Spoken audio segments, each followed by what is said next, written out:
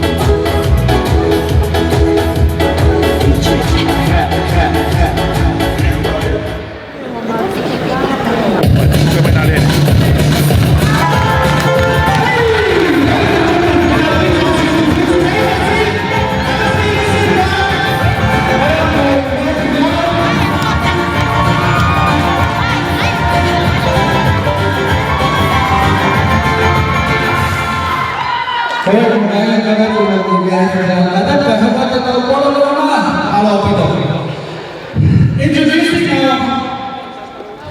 stop. You are so beautiful. Please stop. Accompanying our beautiful bride is Anita Ulu. May I USOA, United States of America. Todos en el aire y no nos pasa la mano.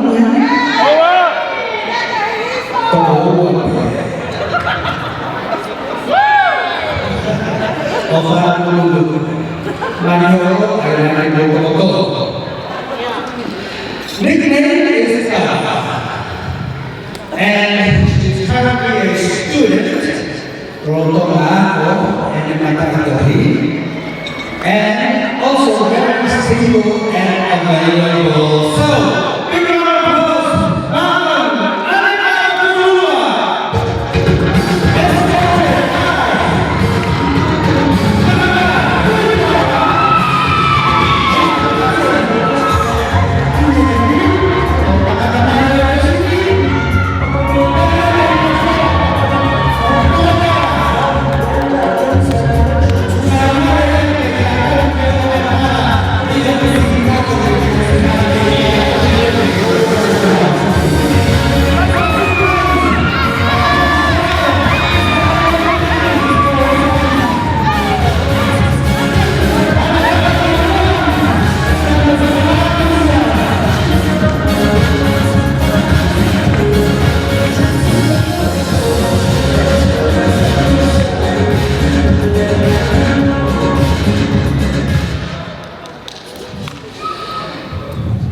Our next bridesmaid, her name is Sarah Hope Stormont.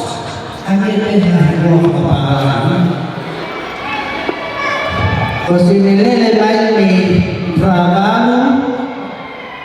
sorry, Waru, Fiji. Tangan ko hapalan. Why Fiji? Her favorite song is Bring Me Your Cup. That's my favorite song too. Wake up, bring me a cup. Accompanying her is Nella Dubogo, my best friend. I'm sorry to say Nella, but your best friend just found a new eternal best friend. Nella loves Jim Carrey. Write Jim Carrey a letter and ask him to be your next best friend. Mas pasigurado ng papayaw, iyan na namin Sarah Hope and Nella Dubogo.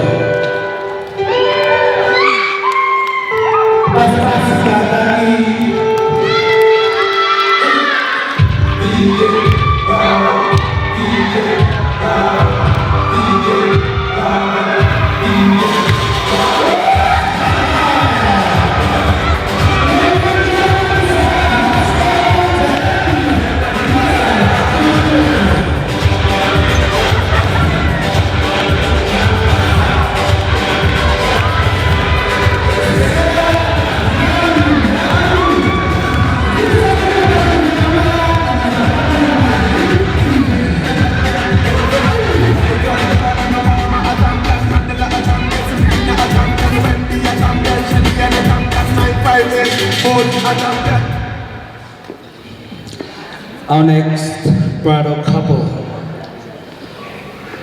the beautiful Daphne Burke.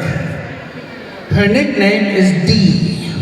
That would be D for Daphne. And her favorite food is rice.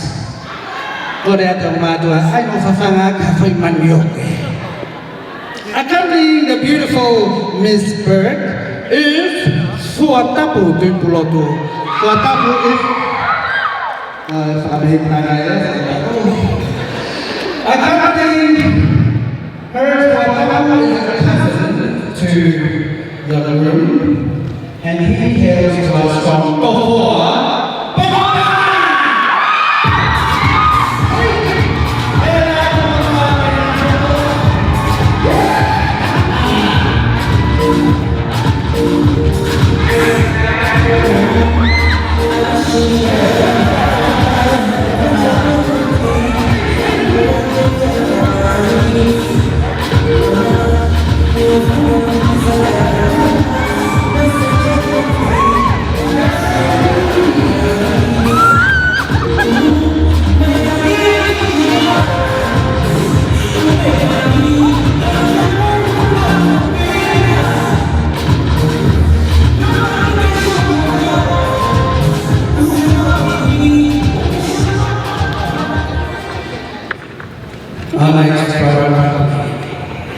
The beautiful Tama Auma.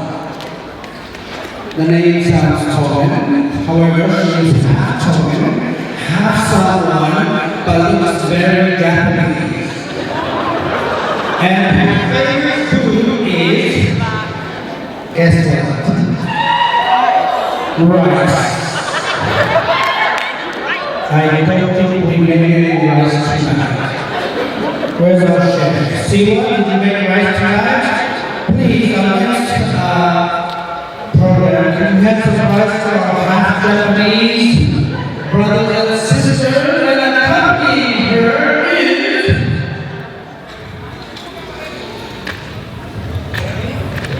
Terina Tuiwala.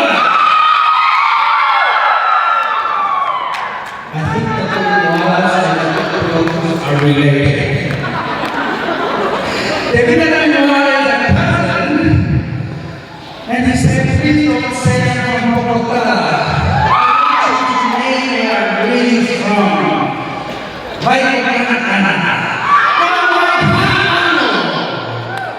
Ladies and gentlemen, please welcome. Alex.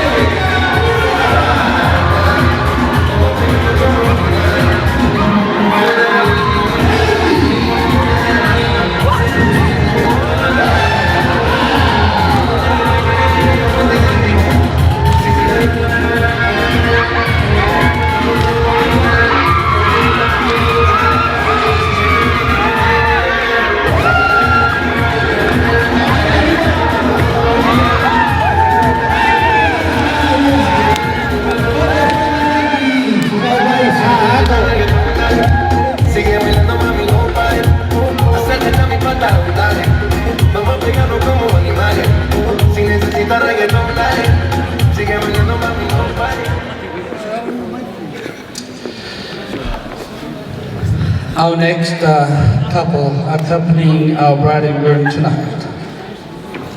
Her name is Puni Wow Malia Apikakalaia Sherman. That was a long name. Let me say it again. Puni Wow Malia Apikakalaia Sherman. If you're family and friends, you can call her Puni. If you're not family and friends, call her whole name. About 48 letters. She comes from Sabay and Alabama. Those of you who don't know where Sabay is, the nickname is Locotere.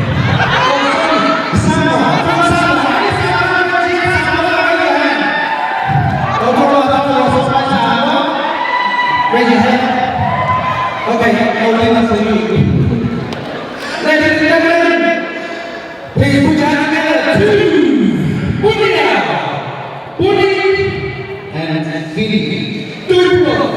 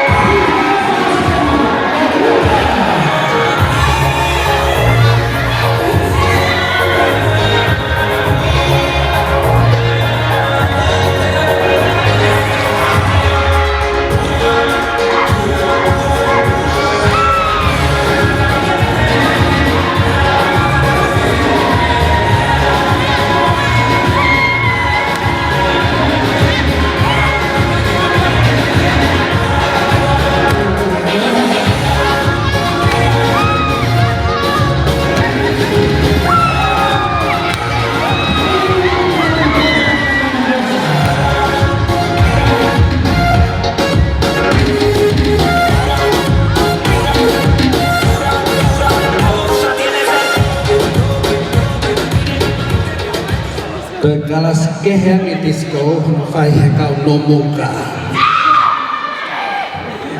Watahan may nomuka kata ihik ihomima. Nomuka!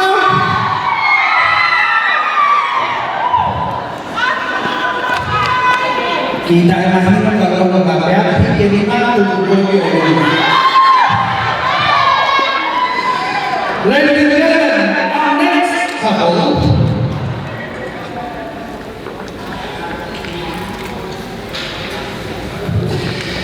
is a beautiful maiden woman.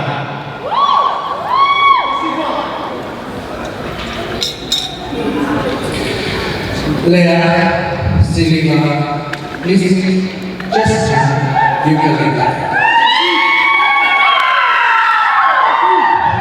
Jessica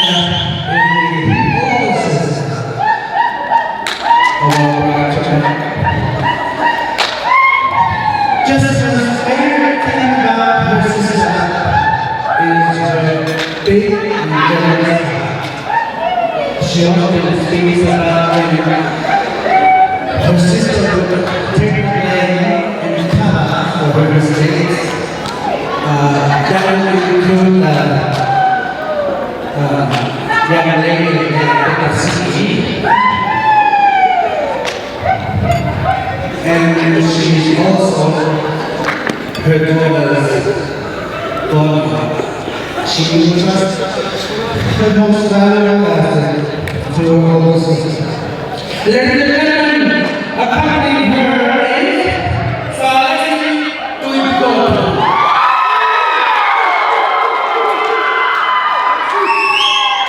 Saleh Tuipo is the brother of the Gurus.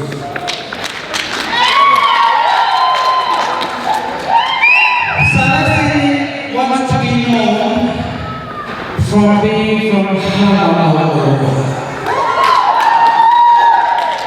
And it also wants everybody to know that he's single and able and he has a phone number. But if you have to I don't need the phone number. Ladies and gentlemen, put your hands together. I'll make it all best friend.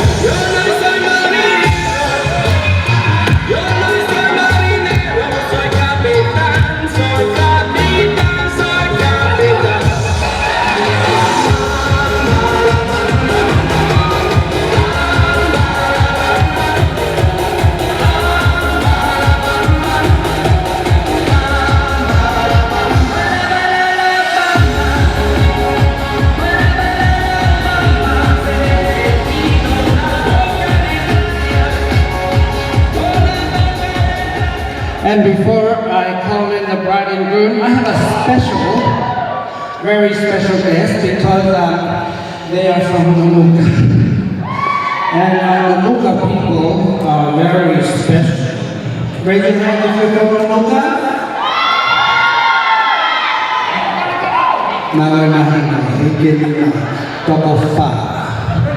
Ladies and gentlemen, Grandma and Grandpa, Titali and Kaufusi Kolomalu want to honor their granddaughter's wedding this night by making an appearance. Put your hands together. Welcome, Grandma and Grandpa from Mamuka.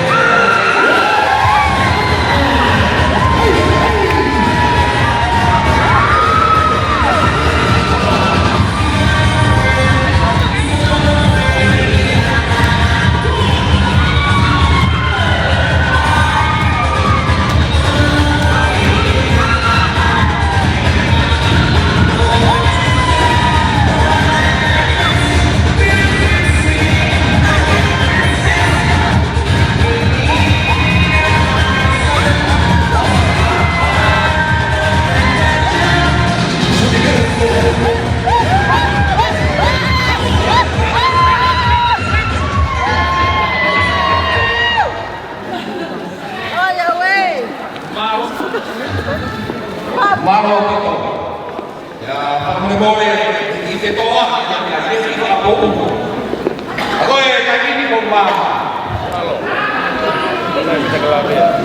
Tato eu ia levar me que tu mai ka family ko no ko fai pe tu kiloto. Sai! Sio ku kai na pe nai heki, ke tato ai ko be ta fu mai ko ni. O pelu teni ai na ofa manako. Le ko no he ko peni ona poni ke ta manaro. O mea mai ai. O mau wa fama, o mau no kai na ke tau ka to na fia. Ya ko o ni. Moki moa. Ladies and gentlemen, let us please be upstairs and let us honor him in the house. The stunning, beautiful, Mr. Tuhomaki and Mrs. Lorraine Tuhomaki.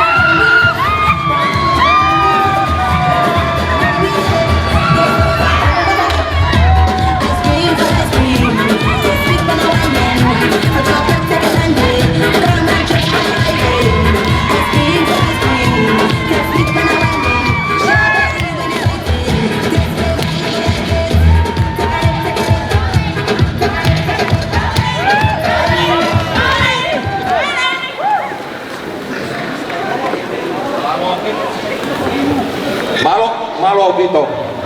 O mea i tua ki lalo. Matake o wharerei e whanga.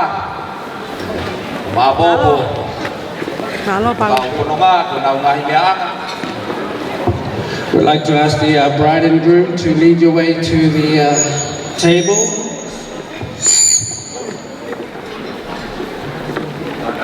Kata ke kau kononga, kau mau tol ki te pire i tolu ngā.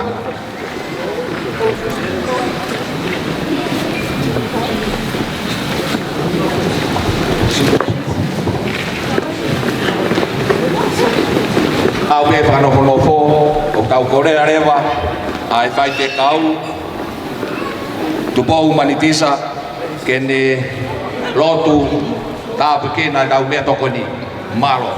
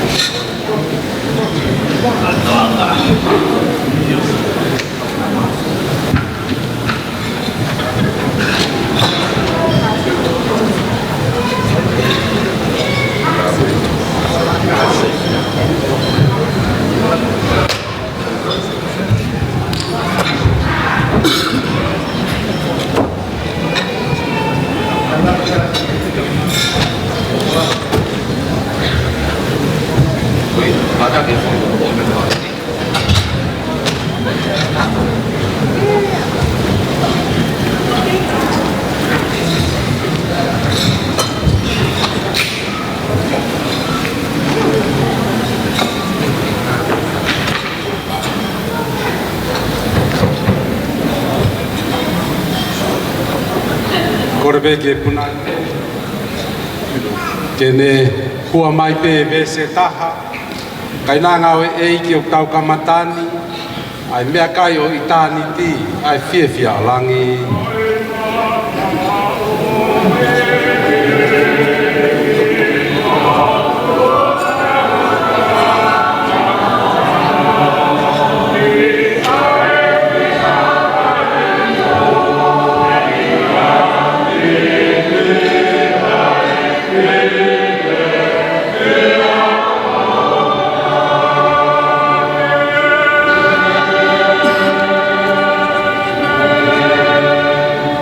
tau lotu o tua mafi o mautuko e pe koloria o ia fiona e fiasko indi kakato e mau fie fia ko e kau mai aho a fio ka mau heni he fia fin eiki mau hanga kou hi ko e ofa mo e te pire o te ue o family ke ina sia e kai nga ofa ko ki matol ko to ape fataha pa molorein ka ma holoat ta ko ki ma ya ofa na to na te ofa ma to amna ke ma nas ma ma wi dia ma bo o ke fai ki na lo ma ko le ya kai sa ba ko ma ofa ma te ve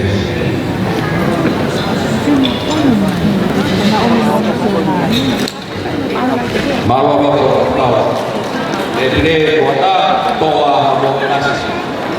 Kau kuliah aku api. Kau apa yang jadi amat? Kau tahu tak mana? Kau vaksin nanti beri. Kau apa tu ya? Sekarang ni ya. Mana naik tu ya? Keluar. Okay. Durang mahal itu para mayahon ikaw kang matugtog nuno kamata kamuno kama ko'y para mo rin ikaw makuha ito wala kaya dia peruna kita kaya humaiya no kaini mo mea mai a hong au kātoana i kua koe ko tamu pena na teu e kiriti ka mai family ke tawa pa ka sa ita ko kaya e ka mao ya bueno ko mai ya ko ni ya kiriti ka mai family no mo ko mau bai ya ko atawa ke kwa bau kaya kita patuanga ko te harutia ko more ko mau ko singa mai be kalau ke gua ke pai ta ko kina ke ta pai ya ko ka ne no ne ke si ya kai halang kita te ke ya ta te ke pe la ni kala si mau na ka je kalau orang ke ko pai ke patuanga ko papupungan at pamit tamayang tumulahi. Kakimuya, ufampe ke mafiluaki at wow. Kung pilame tumulahi. Kung pingwa ko naoto kuplot. Kaya kung tehinaw at tamayang at tumulahi. Magari may panaw ito tangka. Kaya kung matangata, kung ito ni mapipin. Kung matangata, tatay ka ito lagi. Kaya itaha. Kaya wow, asisitaha. Kaya tataw, ikaw na lang. Kung may patulia, kung kuha may muha, kaya ito lagi. Kaya sitahaya.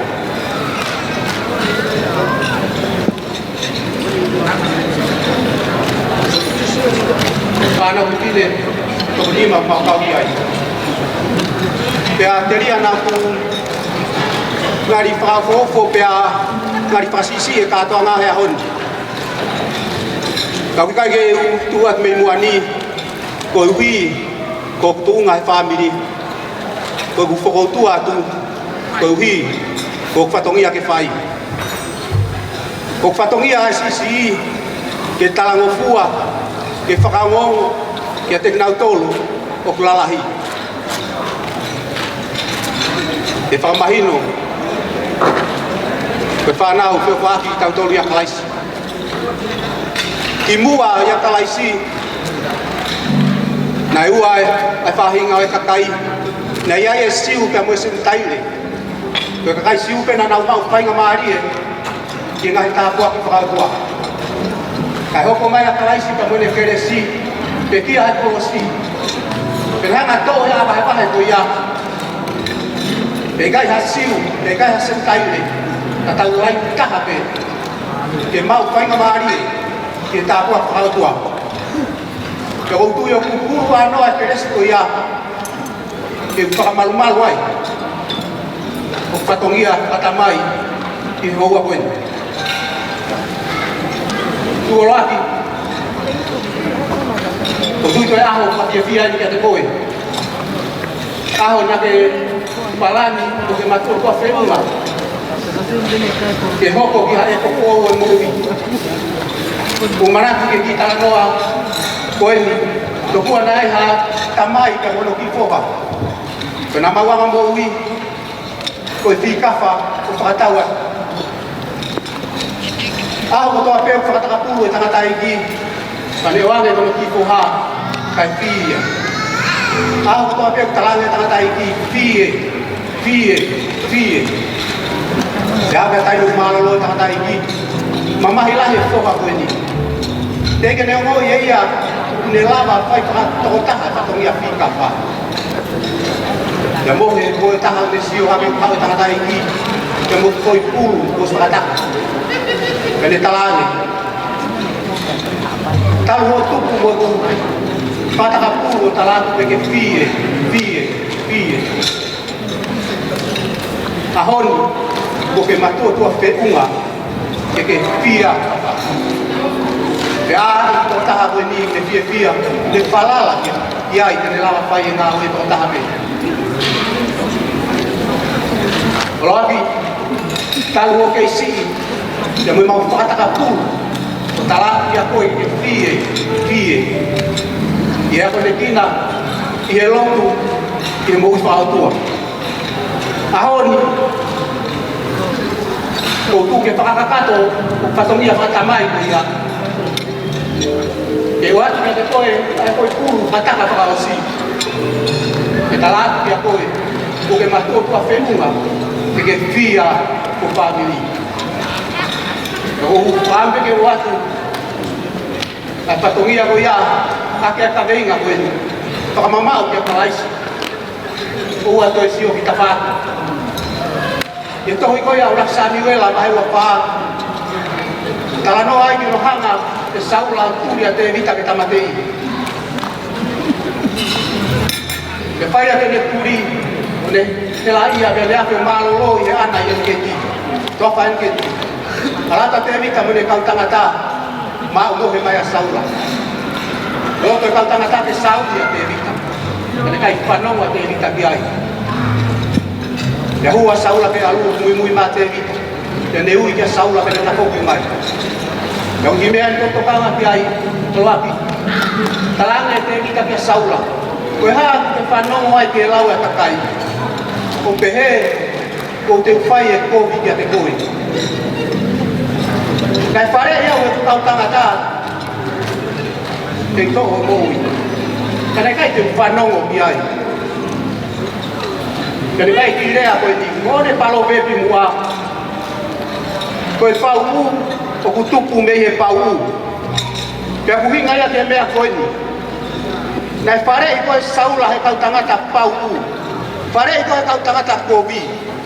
Pea alate whare i kovi, o tau he loto kovi. Pea tafunaki ere kovi o lahi au pito. Pea kai ke toi ilo e angari vare, pea kai ke toi ilo o hela ia. Ka ke tūri takai holo au he toa wha. Ka ko au te vita. Nai whai mai he kau tangata pau u e whare i tatau. Te hau e whare i kovi, o i kai tau ia ha loto ku kovi. Kai hau e whare i kovi o tau he loto, nai a whio ai a kalaisi. Te anga kalaisi o ririu e kovi ko ia. Koe rerei, pia ke mo ui ai mehe ana. Roki, ke mau famili he ahoni. Hua nake whakaongo ki hawhare i tae whiunga, o whai o ta famili, i hono famili o whai koe hui koloreini. Hua nake sio ki tō matau ko tō hema, kalamai e tō he pelu, whakamamau atu ke taku mua ko kalaisi, he ko ia ho whakaau. Ka pau e taku whanonga kalaisi o famili, e alatu penga he whare i kovia, aho ta famili, o tau ia kalaisi. Pe hanga pe kalaisi o ririu e kovi ko ia koe rerei. Pe teke noko merino mo lo reini. Pe tolonga o loapi. Mo whamamau ia kalaisi. Koe mea mea tolonga. Kainga, famili o tau hen. Ke kau kou ke mo teke. Ai whare ko tau kamata e aho ni. O kai ke tau heni. Ke tau hanga moloki e ngā ue tau kamata. Pamalo ato reini o pietari, a poha koe ni ke hoko, ko huse whanike a honi. Tala monu atu, i he toenga o mo whanonga e koe ni, ke mue kaha, o whāti e taha katoa pē, te vere vai maanga.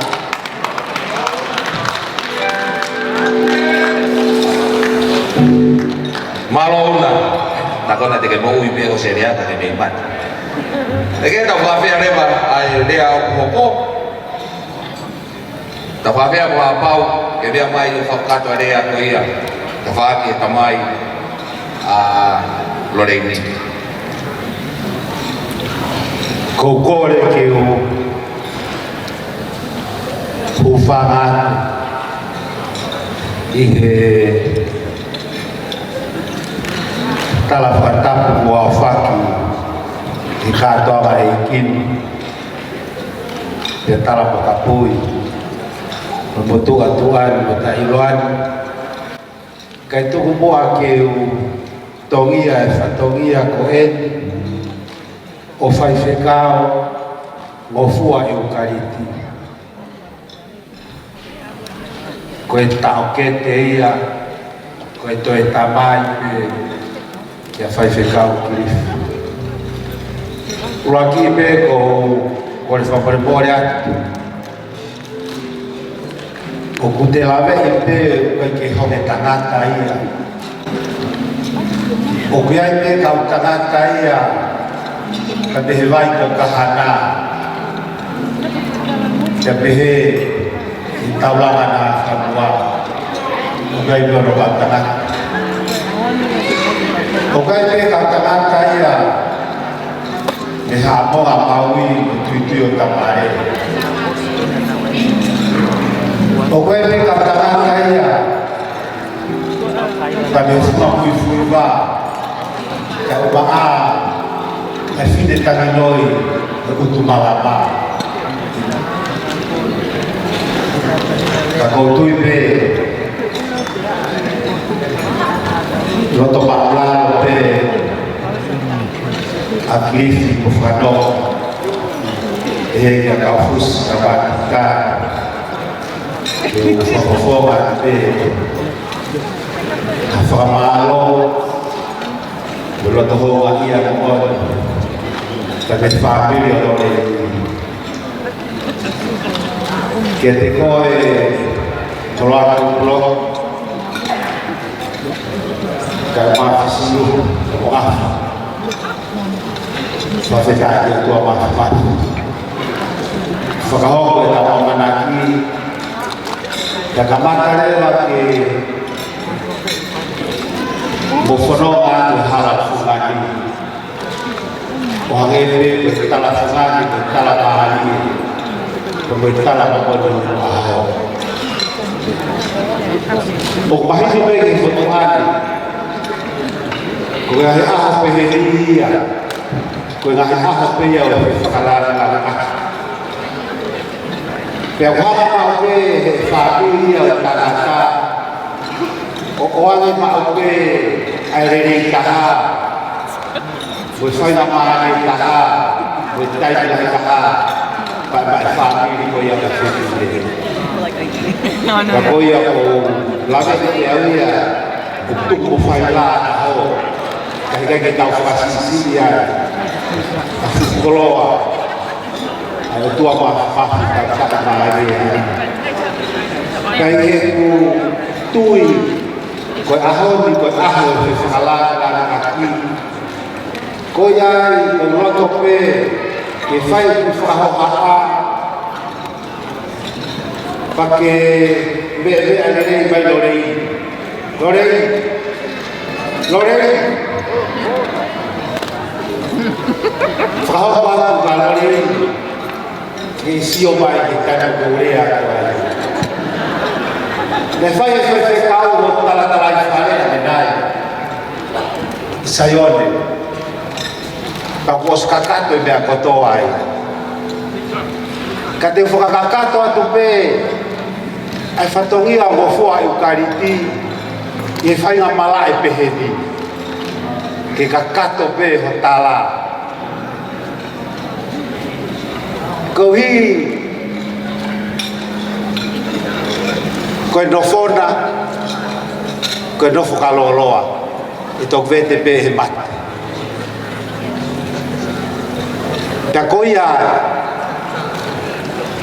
te whakahokat ke te koe pe au toton koe ke whai i ho monofo api ulat ke mahino pe ke te koe ko ho huspa niti toto nupena na e oat e otua pia koe whina ngalo na e otua pia i kai koe a pelo reini ka koho maulo toko toa ena a holo atu i buloto kai toe vei uai kai te hatala koho mari toto nuena oat e otua pake tui ai pake ofa ke tara no fuaki ko whena maari e koe ni lorei o koe tu ki rika aku ia ka holo atu i buloto ka teu ki tala noa no atu e ki ai te ofa peke mahino atu koe lorei ko hi ke pou atu peke te koe o i kai pe hataka e toi tatao o holo atu i buloto ke te koe koe mahino pere motuani i tonga Ko ke filia hola tu plotu ko hoa o whaanga. Ngau talanga ke whaiwhekau hala mo mau poula.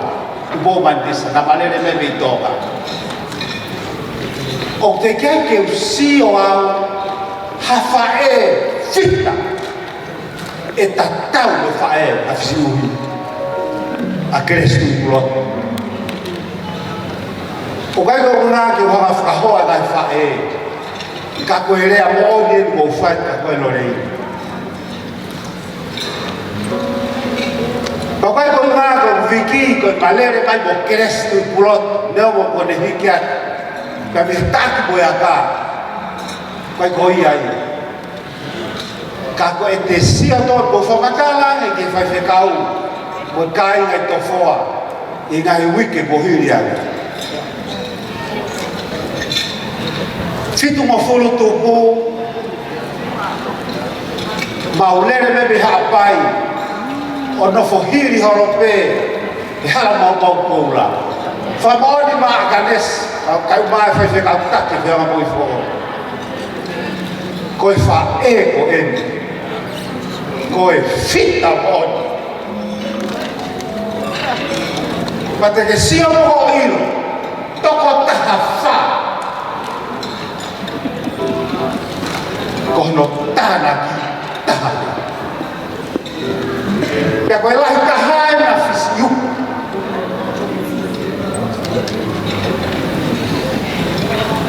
Tamai ya Allah.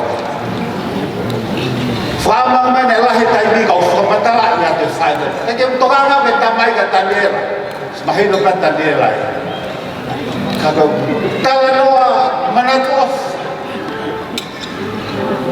Kapag de kita eke pega ngaka ke take dia. Ai se finne ko ko Kristu ko. Ko e fita po. De que se ko ilo. Se puede falar.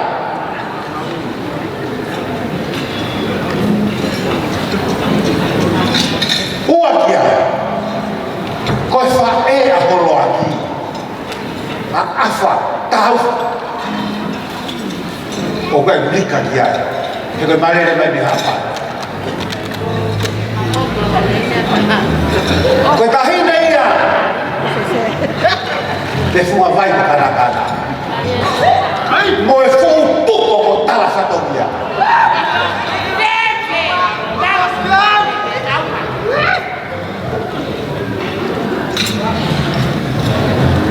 koe whangakuia afa na nau tau he api ko tala heu. Ai api ko e o tui hane. Te maka ko where i wa.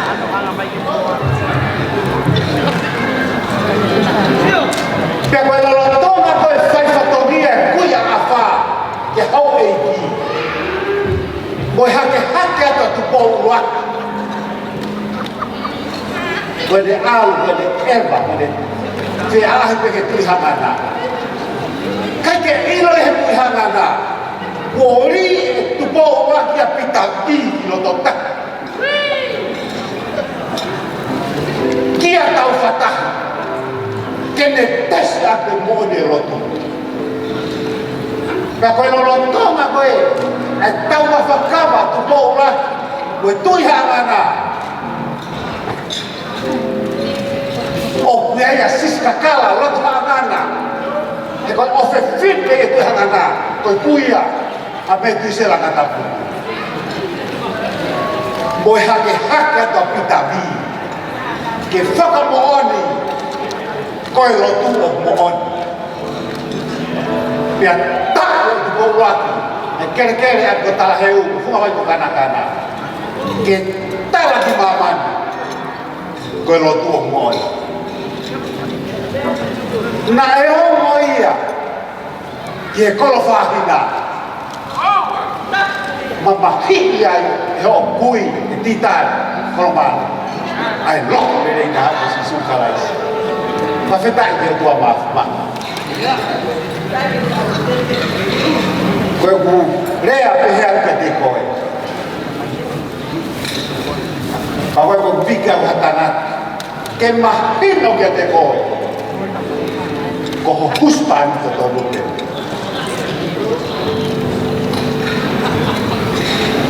Ko fina ngalo e tua mafa.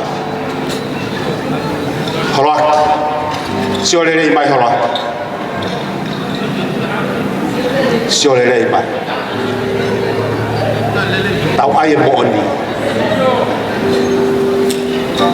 Hangat tau alorei kita tahu to fe mo Kristu bulot. Ko fita mo oni.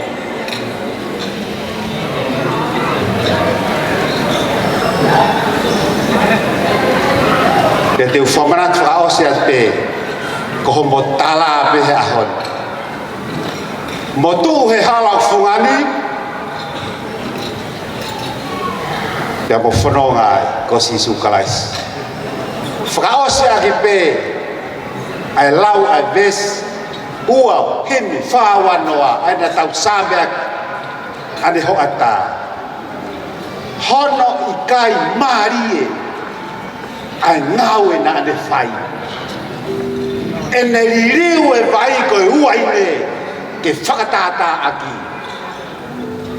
he koe tōtu uni ka whailere e mari e ririu ai hoko mo ui o waine mea vai ka wange mo e tua maf ke tāpua ki moa ke tāpua ki moa ke tāpua ki pia hoko api koe petan ke whamaunga ki ai eiki ko si sukalaisi whamalo atu e te motor kotoa pe mo wawhea mai ki katoa ngasi mo vai mo maklaro ko e alang langi o tau otua i wafa si sukalaisi malo apita Mo bas mai ka Pulau Pau. O vai me foki honorea. O ikai ka kato ma tua tangata ka ore pe to mari pe ka kato. Pulau Pau, ko e ahoni, ko au pe mo holo aki ko ma finito. Mai ke no fakai kuat ka koe. Ta kasi ta fa fe se ka ta me ko de organize ta fa nau. Tu mata fu fas. Tai ta tau pe ko korea. O ka programa no ko ko fe ka fe to ki koloa. Ka ne ka te au o ku i programa singai fae ko ya holo aki ke mo kataki ka bawa katongia pe he hokore mai ai o se ta kon si kau tau fanau o si ka ta ko hokatu. Okay, this song is dedicated to Holo and Lorraine, man, love you also. Notes. Sorry, I'm Sabor, to Sabor. MMT for life, man.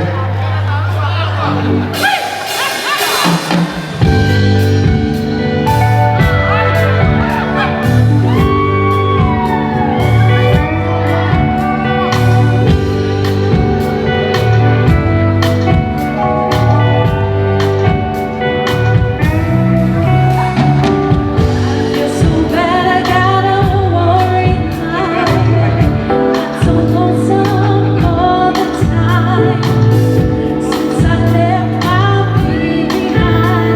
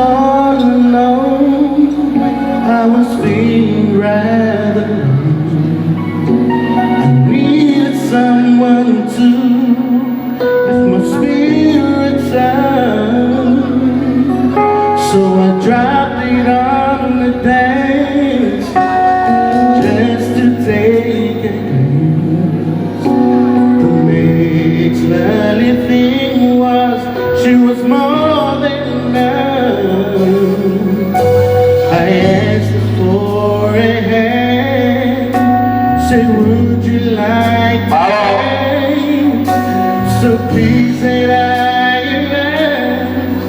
She quickly took my hand, and we danced and fell in love on the slow jam. Oh, play another slow jam. This time make it sweet.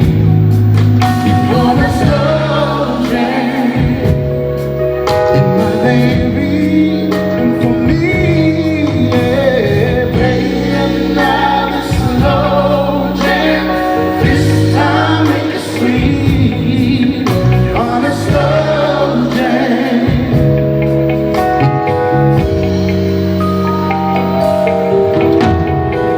What you say is true. I feel the same way too. I've been waiting all night long just to dance with you. When you touched my hand, I knew you were the man to turn my world around and make my dreams come true. Magic in your eyes made me realize that everything I feel has got to be real. Then we danced, fell in love on the Play another slow jam. This time make it sweet. On the slow jam. On the slow jam. Play another slow jam. On the slow jam.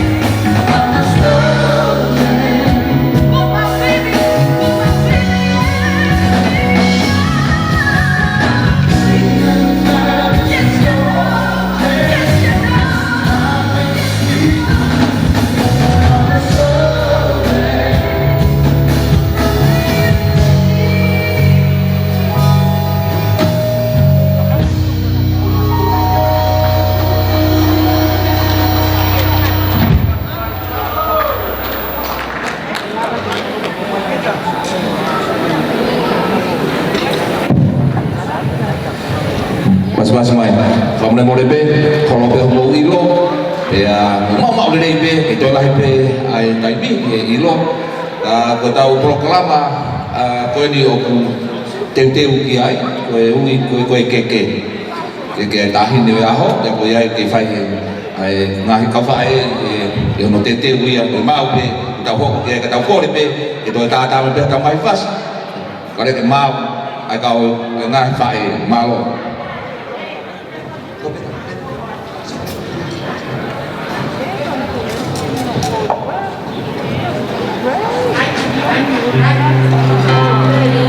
Ko le ke ufanga ngai whakatapu ko o se hono whakatapu a me moani. Kai ata mua moe whae masiva koe ni ki whakahoko ate ki whatongi atu ani.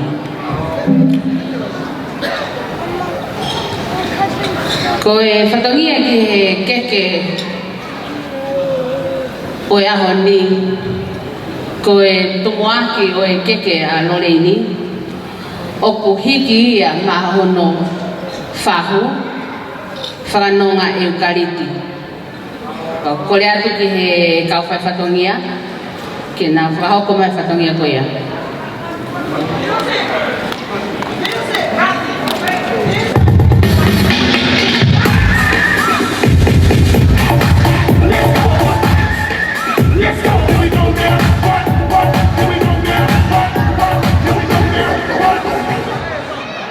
Kata ko mo ko le ke mo mia mari ke mo lava mai ki la lori o tofi ho mo ke ka to ki ho ato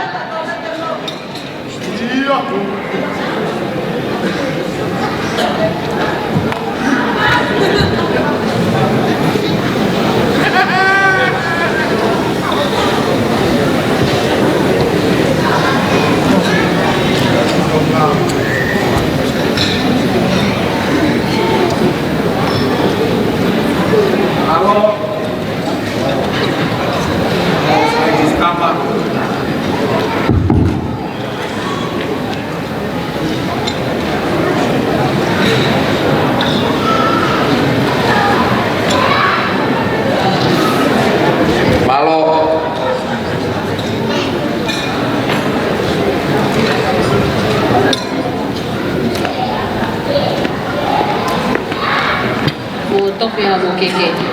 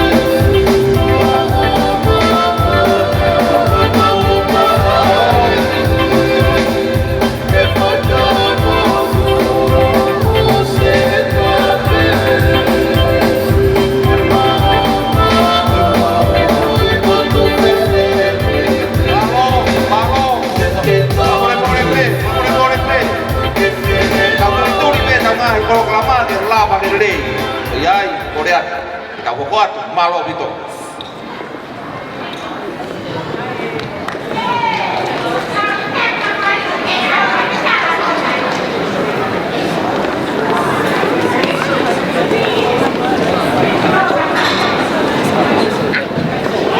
Malo, kata kai hokot e fatongia. Koe uruaki keke o ahoni o ku hiki e mai mihitanga o loleini ko whakanonga eukaliti. Kata ke ka whakatongia o whakahoko mai malo tongia koe ia. Tamai pa.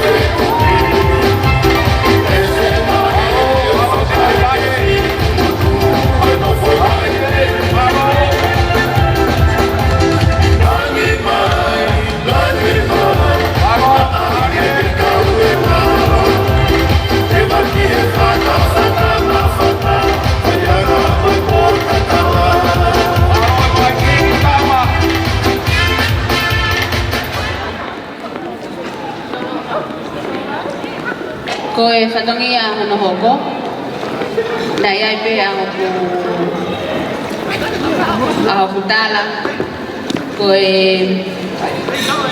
whatongi a hoko o kui e mai whai whikau taki o e wahe whonua, whai whikau sea, whai whonua Australia, a ptanga vea.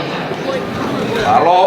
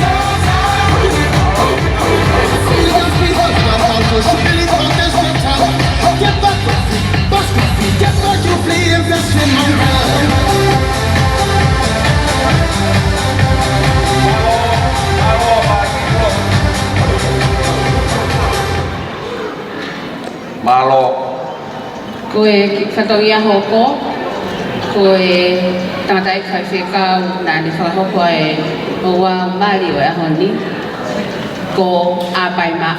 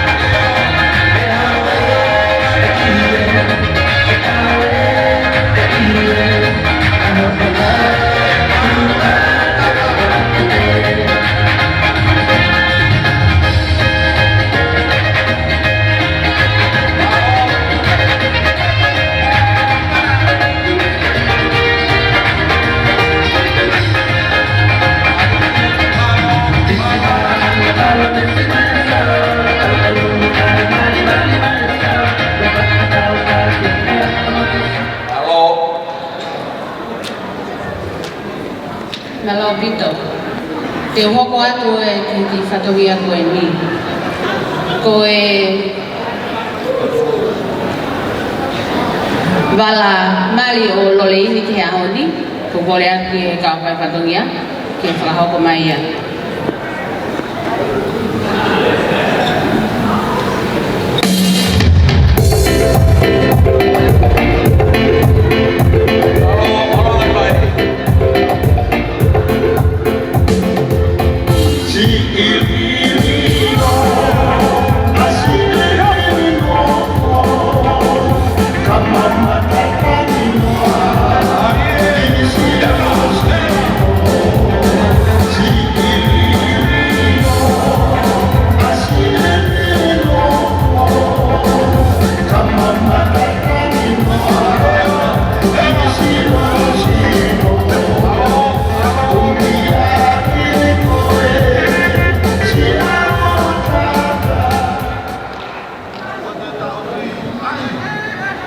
Koe katokia hoko, koe wala sapate.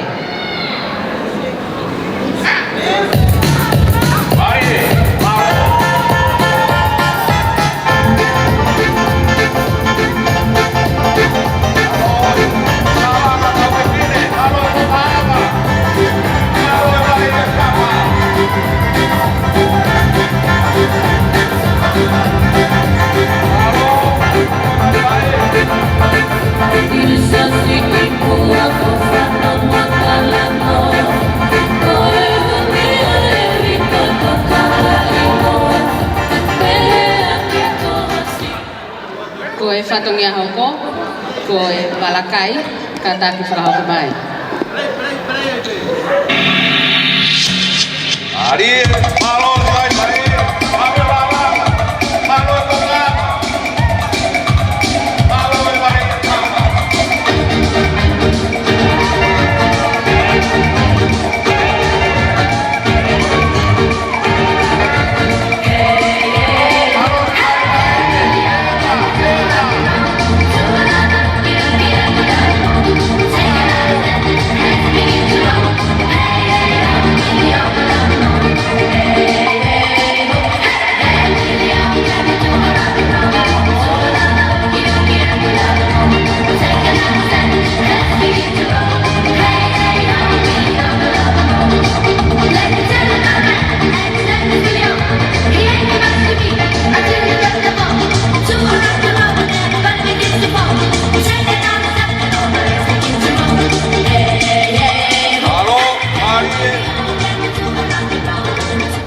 Whatongia hoko, koe wala koe ni o mo whae huki a lore ni. O ku whuake atu ia mai me hekitanga o holoaki, lili o la piliu.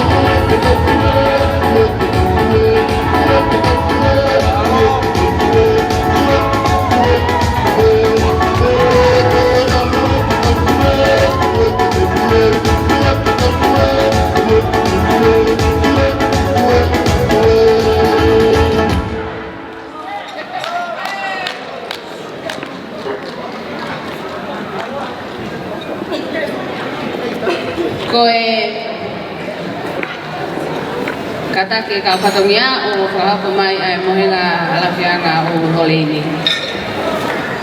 Lagi koe na huia e ko koe yo ta be pangai ho ka te tau ka malo.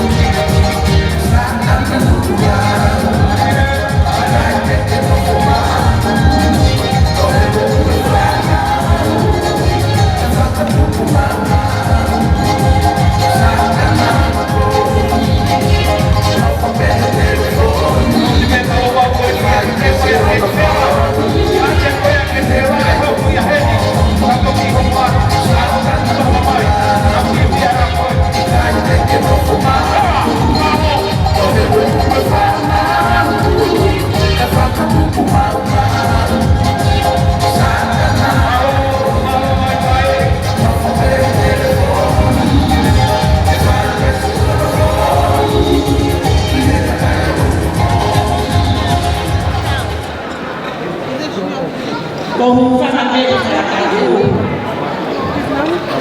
Kaya tāmo no oku. E whakakato e whatongia. A whanga whae kai pehe whoki ki moko puna ko ene. Te whaida ki tala noa si ki manatu merie. Ke ki kaunanga ko ene. Talo si ono whanaui. Mo e kusio peki ai o au ke ahone. Ka koe taimi lahi o kuma wha alu holo ai hangahi ke hui anga peheni. O ko uia ki peki hikoa koe ni. Nini. Tō mai e. Pea taimi te mawhoki ai ki api. Tala mai le vai a ka au. Kwen ma, o te he toi ui au ko nini, he kua ma au ia toki ui pe, ai nini ki api ka ui au ko lore ini, naitin keili, vai hea e kariti. Ko manatu meri e ia ke ki tahine ko e ni. Pea koe tō taha ene hoku moko puna. Pai ke ilo ke kaha uke whanonga, o pure pea sinoma. Ka kou fia he ahoni, koe ku kawai. Koe ki whatongia whakaosi, koe ki mohenga mau, koe ki tahine ko e ni ko loreini, vai hea, naitinkeili, kolo malu eukariti, tui pulotu. Kou kore atu ki he, koe whakaosi e hoku whatongia, he aho ko e ni. Kore ate koe mouha. He kai te toi uia mo toi mea. Ha ko toa peki loto. Ta ia me hawhasi mua.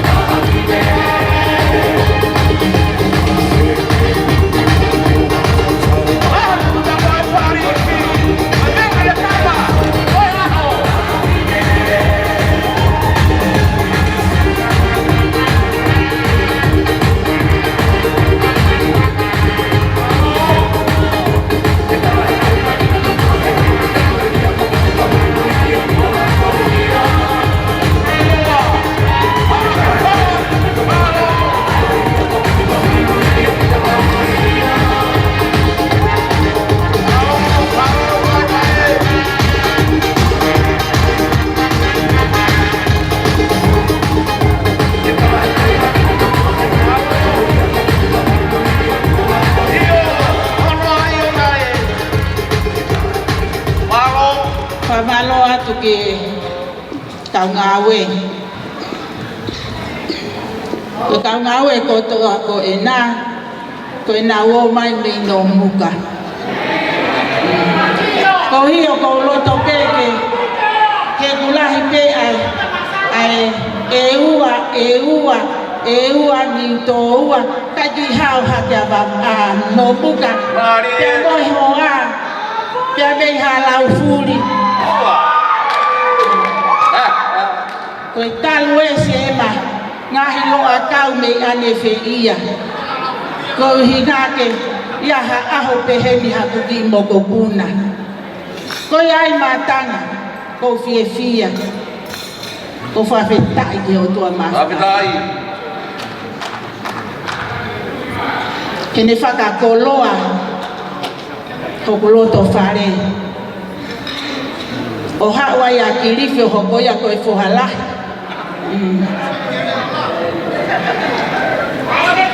Kako o kulahi au pito pea kirifi. Kako hono pango. He ko kirifi o kange hafo i mua e kuhanga ngahi whakarere i. O kai ke ulawa ke hapo aki na ato o mawhahi. Koe hono uhi ngā whoki koe ne tōpe o mawhahi koe ma o si ia. Pea koe mea koe ke uloto ai ke hapo aki ai whohalahi. Ka koe ngahi whoha koe ki mui ke some uluiki te kina o kou hapo riki o lunga liha aki ki lalo mawhaki. Malope mai ngahi hoa e nau kei kātaki i au. O tari e ku ngahi mu iho no kotoa. Whapapatu ke ongo whahu. Koe aho pedia e fia. Oni. Whapaloa te kau whai kau no kotoa. Koe ki koloa koe ni o kutuku. Koe ki mohenga mau ia hoku ki moko puna. Pea kou loto pe ke ave pe ke whae reke ne tau. Ke hoko aki hafua ka venga. Alore ini me he whamiri koe o tui pulo tu. Pea rere atu ke ne whae o ke toi mai aha ki mea. He ka ave ki ai e ospeo no pooni. Halo. So kore whamore atu. Tau hirewa koloa ko ia. Ko koloa e whae. Whae re. Halo. Tau toki totolo pea ki ai o kore ki ai ki o maha ki mea. Te unofonofo atu mo ia. Kai te toi lalanga fo o. Halo. Ko ia pe whakahoha a tari mai ngai whatongia. Tu ai ki o whatu. Whatu. Halo.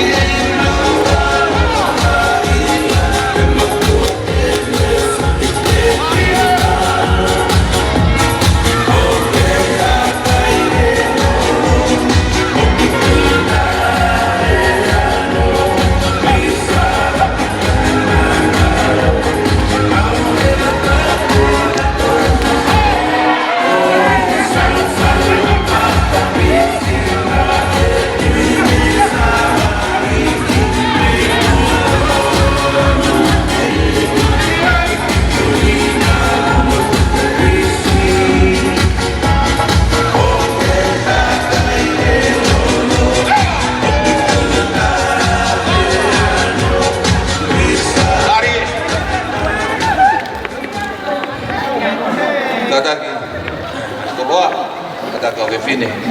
Kata bo kalau mai ke mana ta pakai na ta ta kata lah. Kalau sudah baik.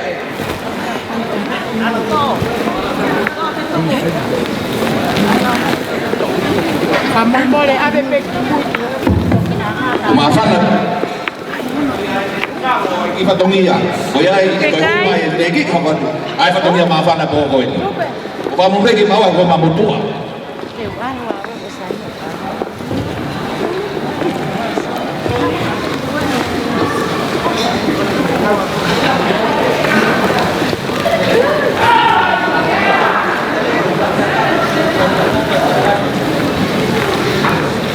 Kalau selesai.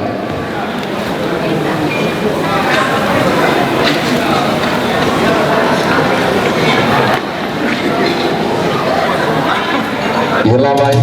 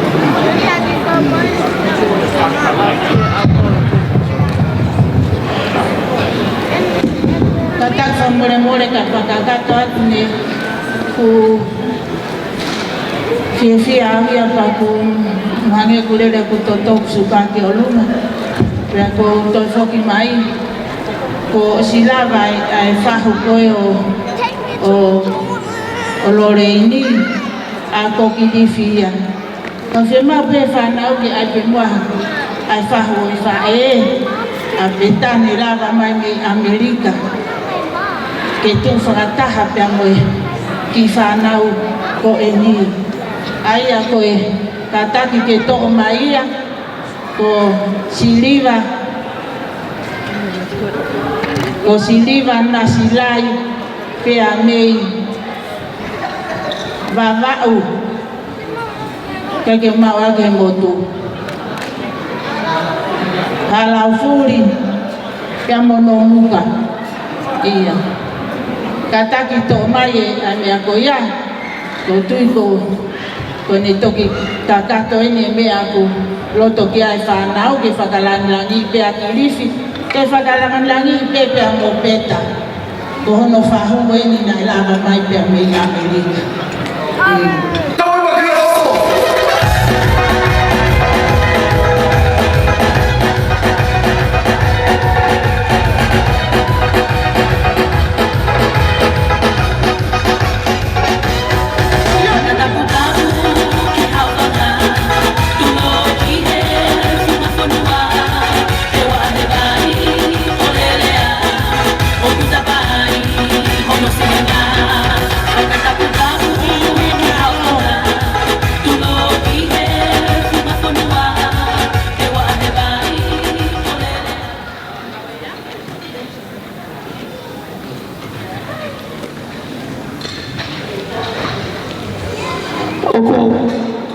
Ko kore ke whakatapu ki e tolu taha i o tua ko tamai, o tua ko e alo, o tua ko e lau mare maa on, o tau whiohi i a hori.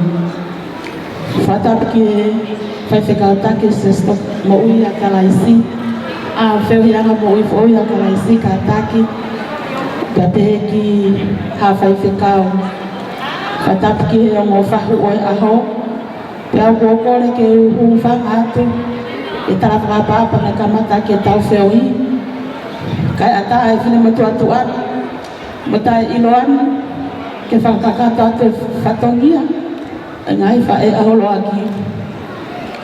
Ko kui ngoa ko Suriana Samson, ko tangata eiki, ko mateak Samson, ni ahau, hihi whatongatapa. Ko whine eiki, ni whakakai hapai. Aia, oksisi ia, i whine eiki, a awhatu i pulotu, aia ko no whoha i tau iai, i e whii anga e whiawhini. Ko tulo wat maha ngai tuunga o whaakatapua, i e pangaini. Ka tam o ke whai atai ki whatongiani. Ka ki mui ke whai o whatongia, o ko whiate whakamalo, ki tangata e ki taki, whii anga mo ui a kalaisi, me tuise langata puku. He tare whakawhi, nai whai atu. O ko unga ke roto whare koe ni, ai ko loa nā ke tuku e o ki mātuana. O pikai koa mea sisi. He koe mea kua whunga mau i aho ni. He kai pe lawa taha ia o veteki. Ta tau pe, he unga mātua i lei ni, pe koe unga mātua holo aki. Tapuia ke veteki e hata. Ta lunga mo mate, tene toku veteki. O kata e ofa, ma whamalo, ke e whahau i lei ni, taine tiko ne si whanonga e ukariku. O maua ofa ke te koe, i kai teke ngalo. Koe mau mo ui, honga e loto, honga ia konakina e whai e tai koe. Ko maua ofa tapa ki ko he eiki, he whalanglangi o whai e ahoni. E he whamalo, ke whahu o horo aki, nili oro, o whamalo a ka koe. Ko ilo pene i ke whai o fua ka koe, ai kore na e whai e horo aki. Ka ko ke lama mai he whiawhini ke whalanglangi, ko whamalo a ka te koe. A ko kore whamore more a, ia te koe. Ka ko whatawangi ki he eiki, o ko ona meri no, tene tapa ki tau tolu, mo tau ngai loto. Whamalo ke kau whai whekau, whamalo ke whamili o loleini, he ofa mo lotu, kana tai oa eiki, i kai tau tolu e whiawhini. Ko e ki keke a holo aki, mo ngatak pe kake mo tohi fo kai keke, he na mos kai keke ko tau fo keke na tahape. Ko ngai na tufa peta, ko ngai te tufa. Ko tumua keke a holo aki, o fo aki a mai whakafofonga o kalais, i o tau lotonga i e whiawhini, tangata e i whai whekau, me tuise langata puku. Ka taki, ka whis ngawe, bufa toto mai. Thank you.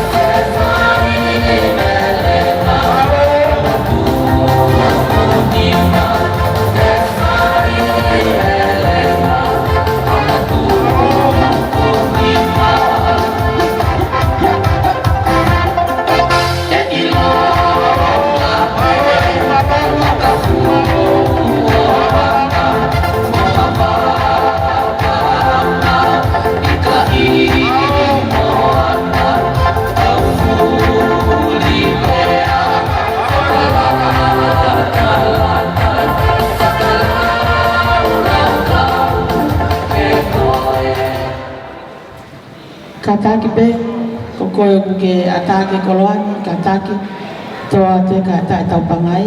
Kataki pe kau whiwhine ngā we, whatoto o mai, o kuki tuai e tau kolokalama, kataki pe toto o mai. Koe keke hono ua, o whake mai tai hine whahu o ahoni, moana lua, liriola, tui pulotu piriu. Liriola, keke a mea maa. O ate ki takapau ko ni ke wharikia ke peito sia mo o whareka. Malo.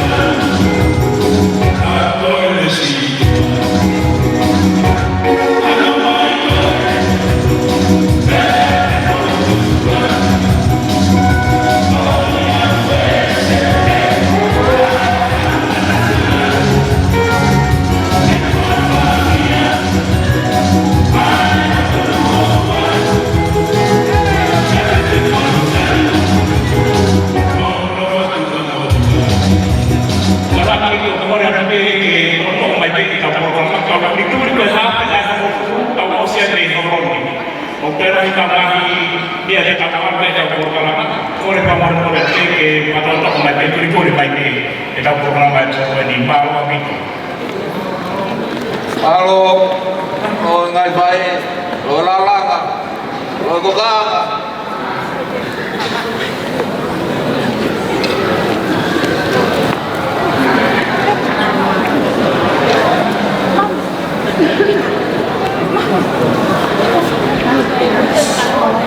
Lo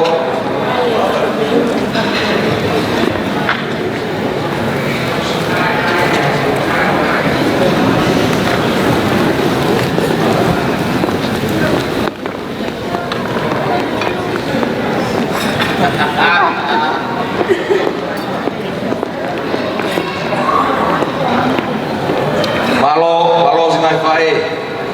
Oi, mai ki kama. Koe keke whaosi, o ko whakia mai tō whiwhine o e taha ofisi uhi, na e lawa mai me New Zealand, mele ana, tui moala. Kataki mele ana, malo o lawa mai, o atu pe ki takapau koe ni, ke whariki a ko peito. Malo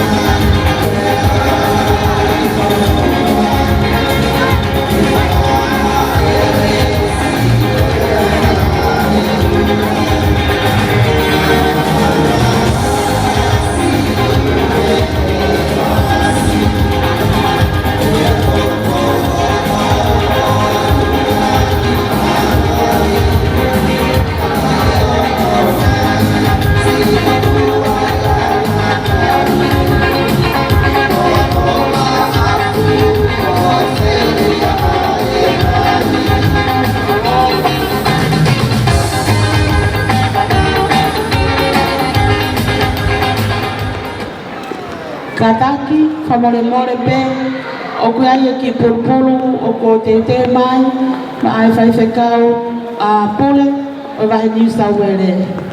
Whaiwhekau ti tari kolo malo, whamalo atu e loto.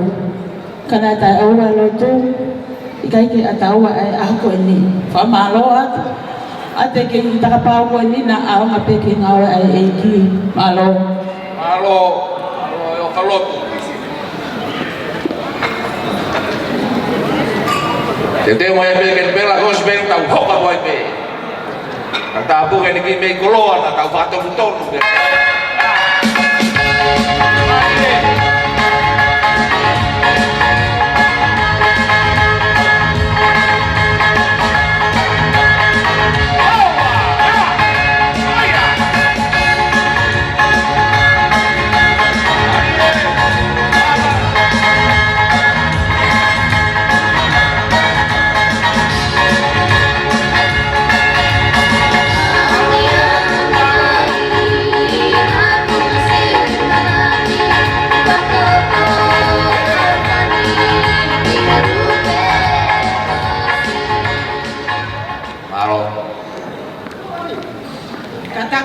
More pe bua ke ki koloa kona ko ui pa mai tangata e ki whaiwhekau koe ni ko hoku hoa ia tamai ke upure pe au.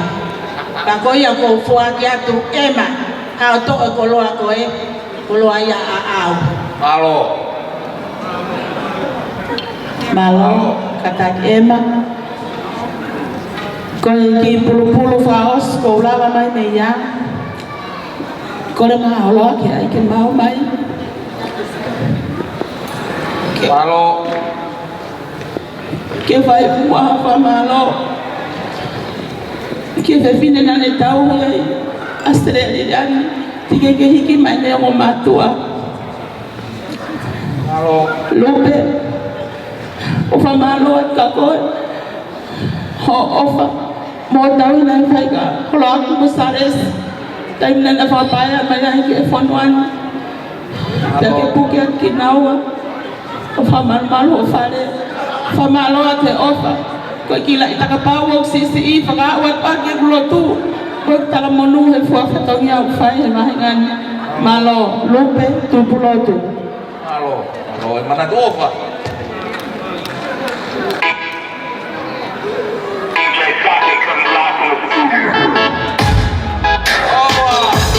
Look at that body. Look at that body. Look at that body.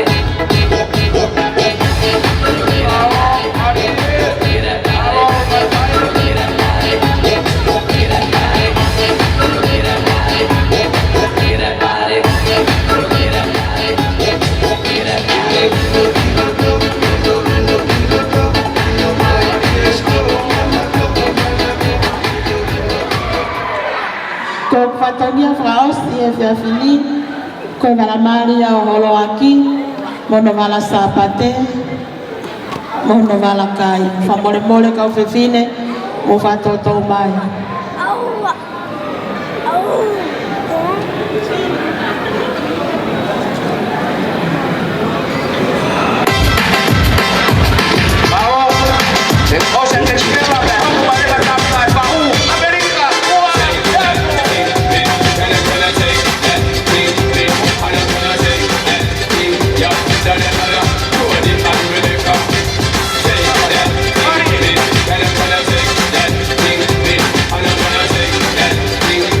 Yeah.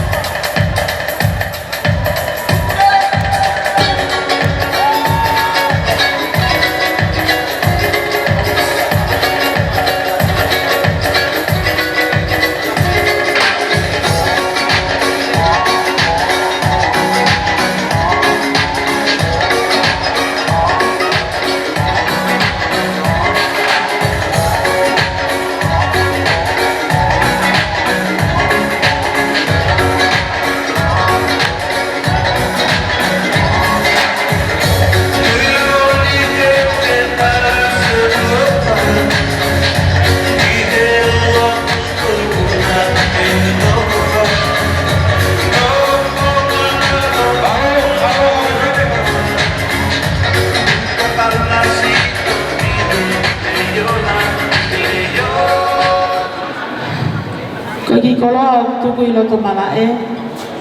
Koe mala Maria Holoaki. Ono wala sapate. Ono wala kai. Tau tu anga e kawa. Ono wala. O ko ulo talere pe au. Ke ufoaki ya. Na e fae alole ini. Elisabetta Colomano. Beta kiki ame ma. Fae masiva. Kako kore atu beki. Koloa kaka ko ini he aonga pe he fai fatongia fa mole ya wa to fatongia o he to fatongia o fa fini ko fa nga pe he ki malon to afa to le fa mole atu pe he ko na he kutama ke ha fa ka osi ai fatongia ko koloa ko to na ko fo aki mai o kunelo tolele ke foaki ya pama ai fahu oholo aki katoa eni foaki ya pama ai tu fefine pekoe behe kitana oholo aki akolo ko ya malo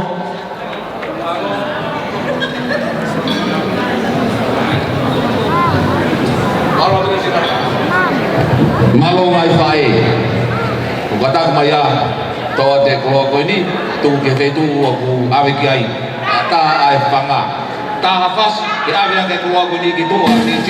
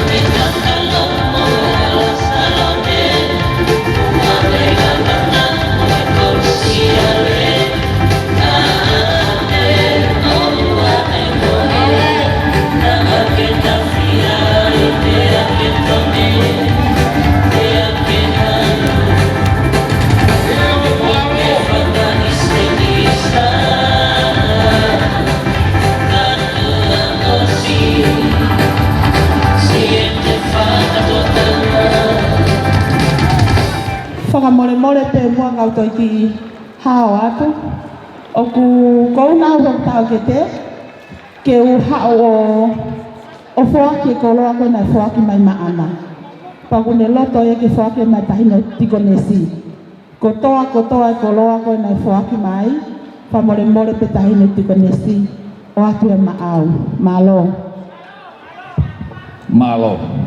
sai o mau koe ki taolunga koe ni koe ki taolunga ia ai ke whine o whātu o kuholoa ki akoni koe kuanga koe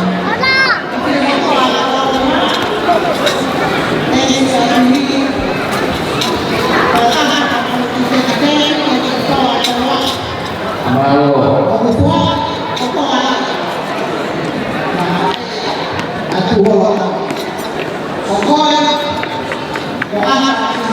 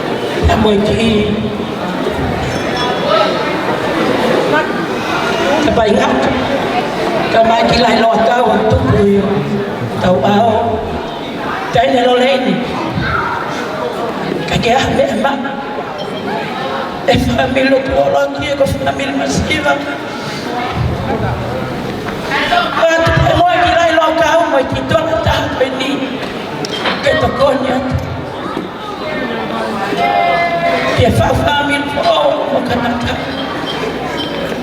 Pia ka pau kai ke wheuma. Tuku ke tae amai. Kena toki whakala.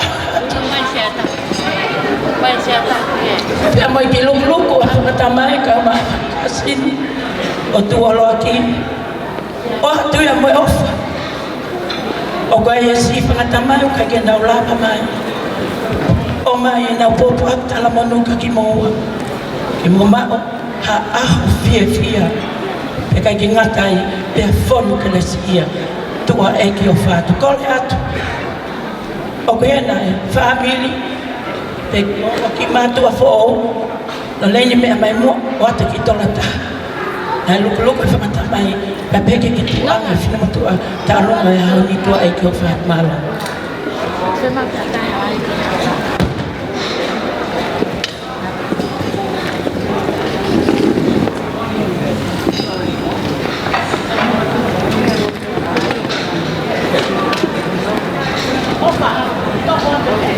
Mone me ofa ko e Lorena ula kato. Tong ko mai ke tau ka ka. Mau be. Tau ka mata.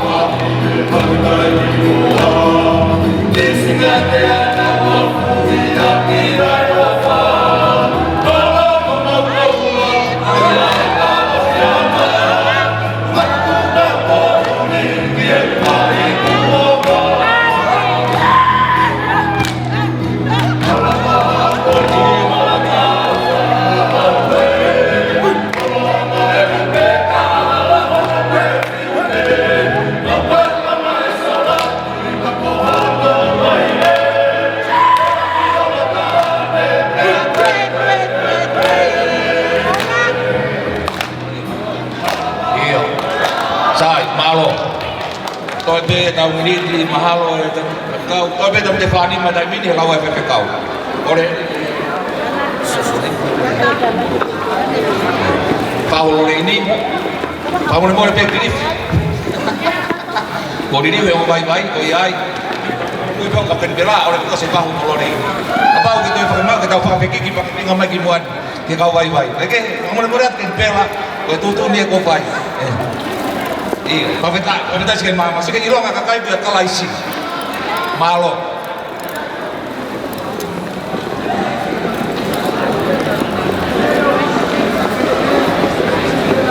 Nakapita dito ng pansin.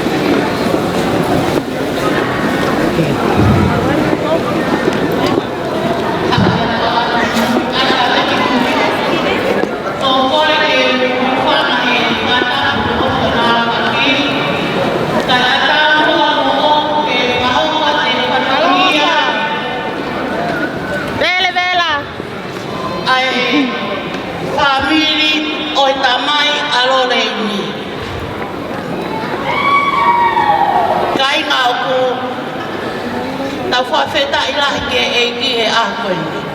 Whako kore pore atu e pape a taimi.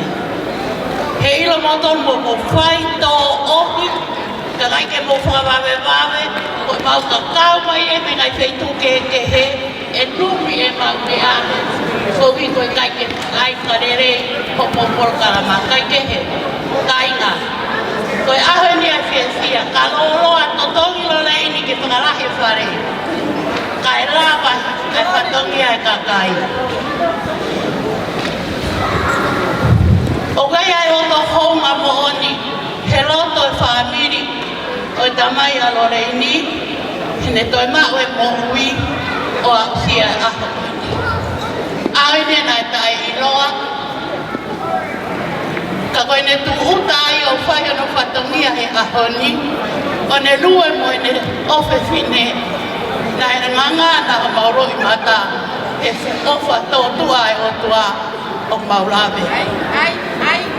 Kai nga koe mau ki I luku o mau heni ai, te whamatala I tupe ai o ngotamai ki taolonga, ko tahi nei ai tupe whine si o kirifi si ai au, pa mono moko puna ko vai kolo asua. Ai a koe ne tahi ne ko renu asua, pa mono moko puna ko kalolai ne sua. Ko mau whanau to ko fitu, ko awe whika ni ma, ona vai kolo a fitu a kirifi. Pai e ni Loreini koe ka hame ai ma, kai ke koe hawa ua koloa, koe ki mea peni a kulawa I he.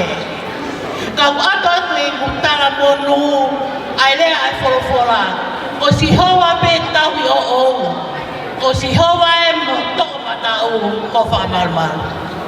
Owa nā ngaro ho moloto, ai ako koe ni. Owa manatu e koloa, mo e mea kai, si hoa e tahui o ou, ko si hawa me whakamalmalu. Tene ngawi koe o whakawhi me kowi ko toa pe. Tene tawi ko mea ko toa pe. Loreini mohoro aki, whamama ke eki. Owa, sio ke tawhaki mo e tawhaki, na mo manatui pe ki lea na whaihena re nai. Ko te toi tokanga pe o whanongo ke tawhaki. Ko nei lefu e te sio ata ke eki. O wai whamalo lahi atu, I ho makainga, kau ewa, kau nito ua, makainga kotoa pe. Ewa piai. Si langa mai, ke tuta whaaki mai. Ke tungani koe. Kei haha mea e mao ka koe ofa na tau whanongo ki ai. Koe a pe une ufi e kovi kotoa pe. Mone rea ai whorofora, oku ne ufi o tarangata a. Pea ne whakamore o angahara. Lawe ai ki whamiri koe. Koe o wharahi atu ki he tangata eki, kai whekau taki, whamalo atu he whorofora mahukinga. E tā runga tu pe ai o ki ta mai ki koe ni he ki whasipe me ho mau wheitu I Amerika, moui whao. Koe muka pe ai mau mo ui, ke turi pe ke tau mua, ko mau ia. Koe te teki e mau ki taulunga, koe tola e fitu ase. Koe umea katoa koe no kutuku. Moe sila koe, ko kore pe ke hoa kirifi. o whakamaro laki ka te koe peta. He whai whatongia, mo i tauhi ho maukainga, he hau he taku ki e taku. O ngā tuka te koe. O whakamaro lai whewhinenga rere i laki, i o bea e au. He ka hui ka no whanga pe whaki au. Lea mo e wha i tata furu, ka opa pe au. Ko ki seni te koe.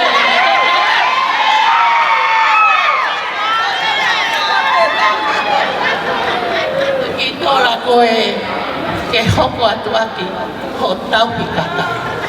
Koe ki mea koe no tuku i roto koe, koe ngā ue pe ho maunima. Ke tufo tufa akia o whai aki o whatongia. Ko kore e tā i mai whasi, pia ko kore ke whetuko i tuku ko mea ko tuku i mai ke tā whaki, ka tā e rau tā lunga. O whātu ki he taha kotoa pe, tawange ka ta matuko e ahoni. Alu e hala fumani, ona ke toi alu hala kehe. E te ke tawe ki wala. Ona ke toha mea hala, alu pe hala fumani. O si sukarais. Mahalo. Halo.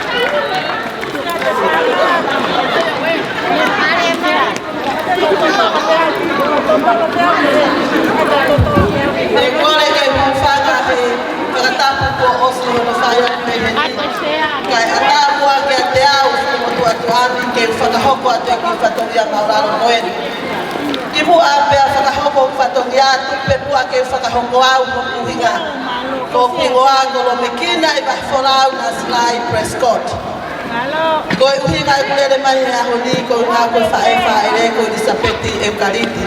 Hange koe a kou mea i, ko ene tamai, koe tō ngā ane ia e whae, ko siriva loti, ko lo malu nasilai, mei whare vai haalau furu. Mono muka. Ko hau e ahoni, Nea ko tau mai pe adeu.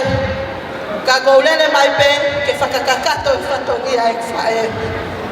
Ko wiri fia au I Australia he ngahi koloa whakatonga.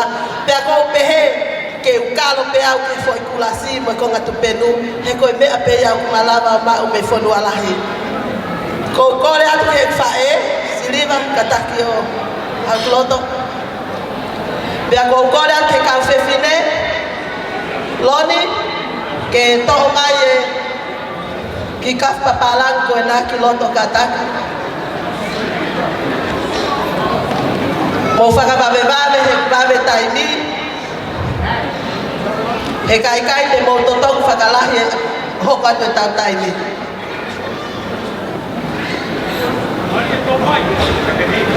mo luwe kora ke di cerita mo ki fas mahau na fe ma ki fas ke na bawa ki loto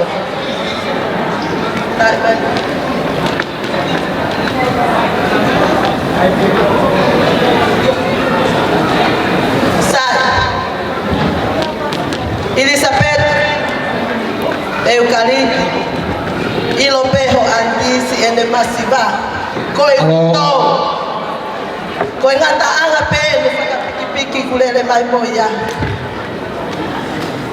kore atkate koi ke mea hake kiloto o to o teki e ulu osiba koi kaf papalang ko na o atu ke whakakakato ake hangahi whatongia o te kai ke lava lelei o atu moe o whalahi pia kou kore ke TJ ta I mai fase si I lolo ko au whokoi hote si I lolo oia pe malo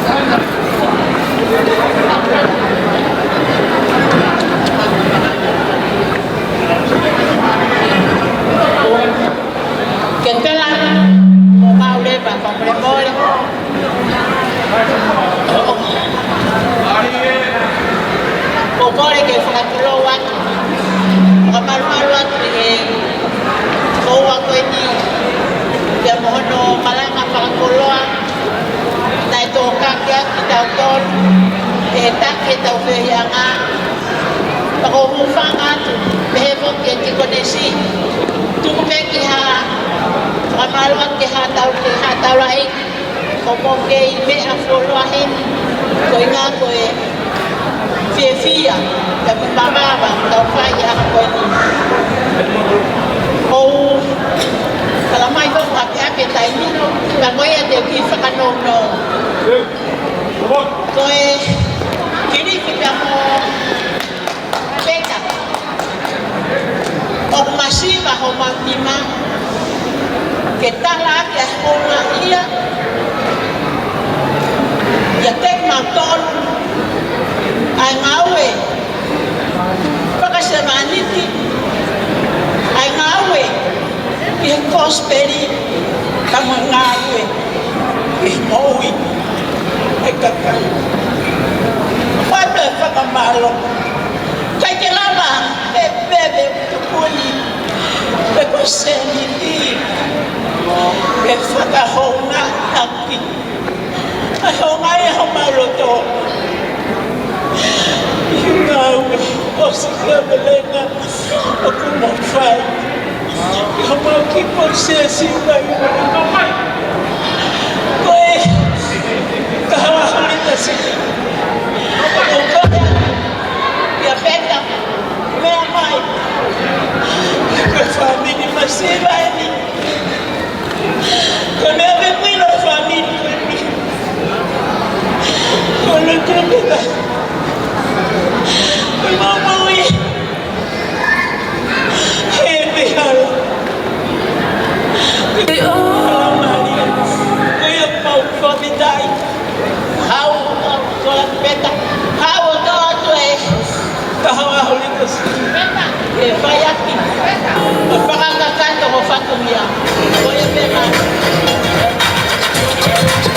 Kalau boleh dapat sampai ke orang di Kendala, tahu buat.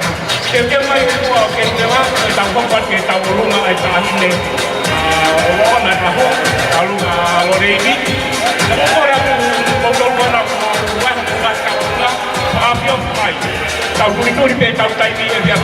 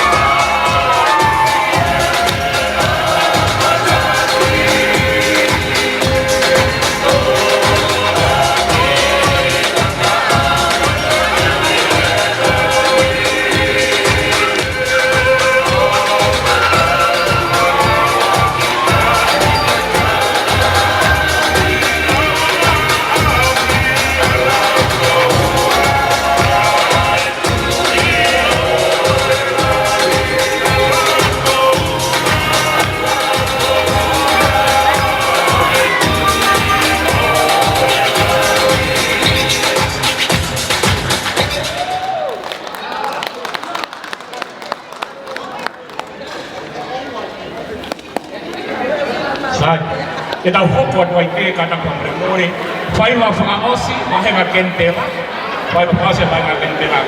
Korea tu kini pabio kena ita urunga ita hine, uwana ya ho loreni, tu pulau tu, bahili ben batang hopot kia, itu au ita urunga loreni, itu mai ita urunga oribia, batulolo, panakoya. Itu mai itu aku ya, tahu rumah itu anak betul. Ukuran dia di mai. Tahu hoko pe, oh itu hau kotoin, tai ni mai kapuri turi. Betul.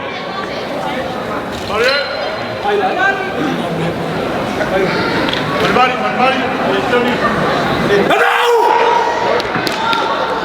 Tahu.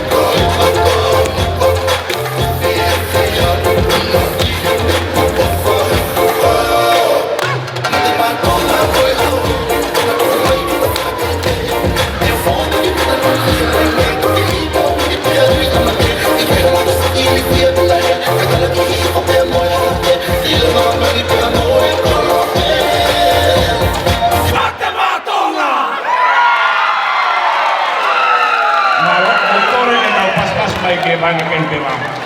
Malo e alei te ko. Te tau hoko atu ai peke tau olunga a lore ini tupulo tu.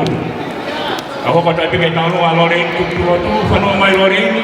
O mau pe tau hoko atu ai rewa.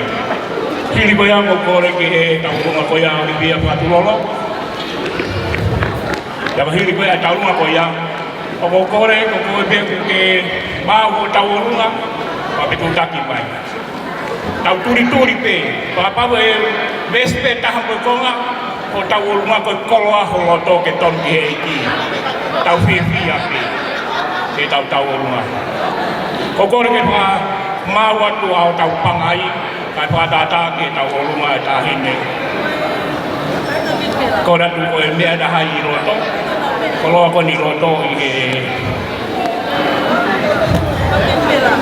Papa ko te whia mahuia e hataha kau. O lahi si pahina ka te anau.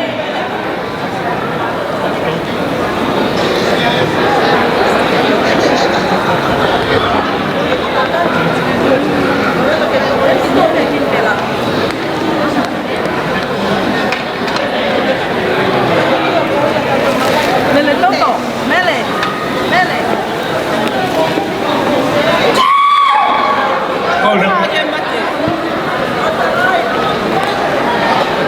Kora ke pamiru kia koia. Toto olu te ka ata ai palai. Ko me au no ki me kentela. Ko me amo. Au tau olunga, te tau hokat kia i, te tau olunga ia, a lore i pulotu. Tau kuangi ai tau olunga koniki kakato pe koe mi koe. Tānga jena pau te ki ai. Ki kau nanga koe ia. Mahiru kaya koe tau olunga koko koko. Te tiang mai pe koe. Te siwaki pe moe tau. Tau os tau e koe tau langi o tau tau. Koe tonu pe holoto. Os hau pe so te unga koe. Nā koe te siwaki ko se. Nā koe laini uraki ko tau ai pe tau langi. Te kai kato.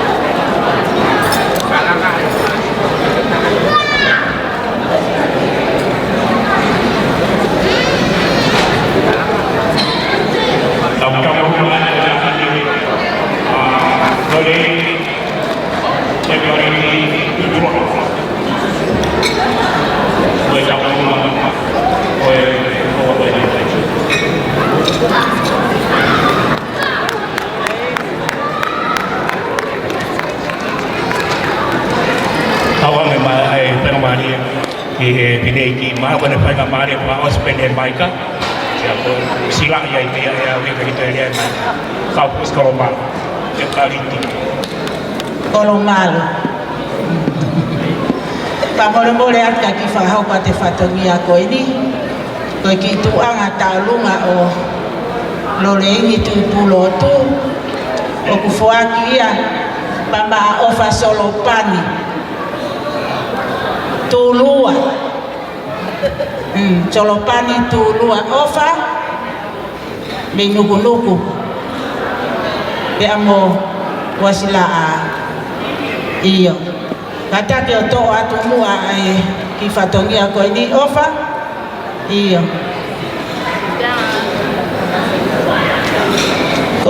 ko ofa foki he tu he familia kula hitape ni fa a ofa ya hoko afakanonga kagone si malolo ufanga he fakatapu ai fa ko a ofa pe konteni dia ononga ya tantare pe ofa que to ki ospe pure anonga pato ni hoko at malo apito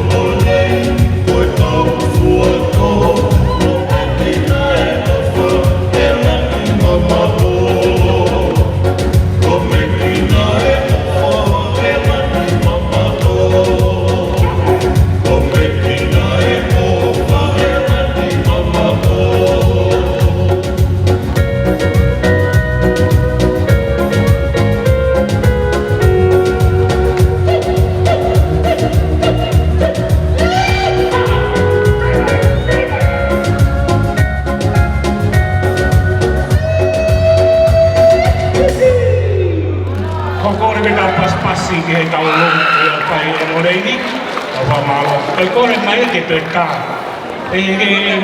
Ka toi tā e tau longa kore mai e o te kanapisi o. E toi tā pia nai. Ka ko pau ke whapare tona te au e ni hao o tulang pare. Ka ke. O kore ke tau hoko te tau kora mai o kon. E tau ange penga mari. Ki he Olivia mo pana. Ko le mere ki mau hau polo karama te hoa koe ni. Koe, ko whaame ke ui e ko whae.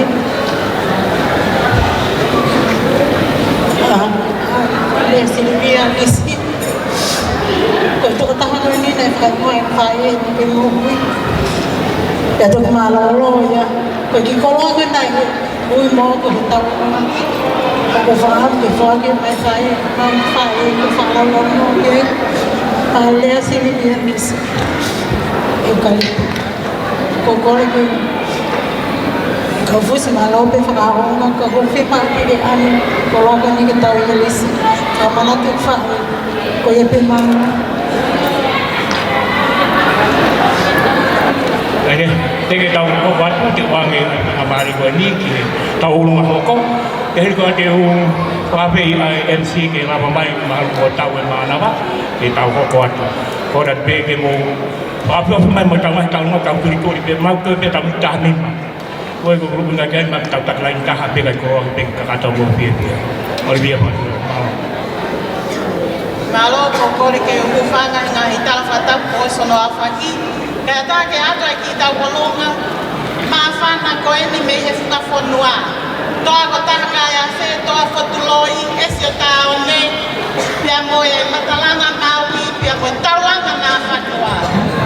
Koe tuo whai e aho koe ni, koe whine eiki tupu aia e kali i plahi taha ia. Me mau tupu he whine eiki sisi i taha, i he whanau me lota whare pe taha. Te ongo ko puria, a ngahi tuunga whare, pia koe tau olunga e aho koe ni. Ki rifi koe mana pe ki whai toka. Whai a kia ai tala monu o e afo koula, ai tonga o whakainga pia mo e tau ki pā.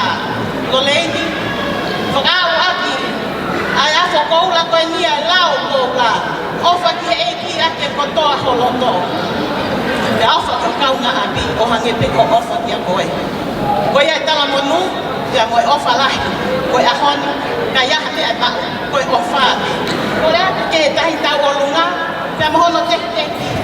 Elisabeta, wha mole mole, pia mai o to o atu. I tola pe taha afe whai ake hao whatongia. Pia moe ki tu a nganga ya, walau lau. Tā mai pasi, pia ka whaka neite, kua whaka, tālo.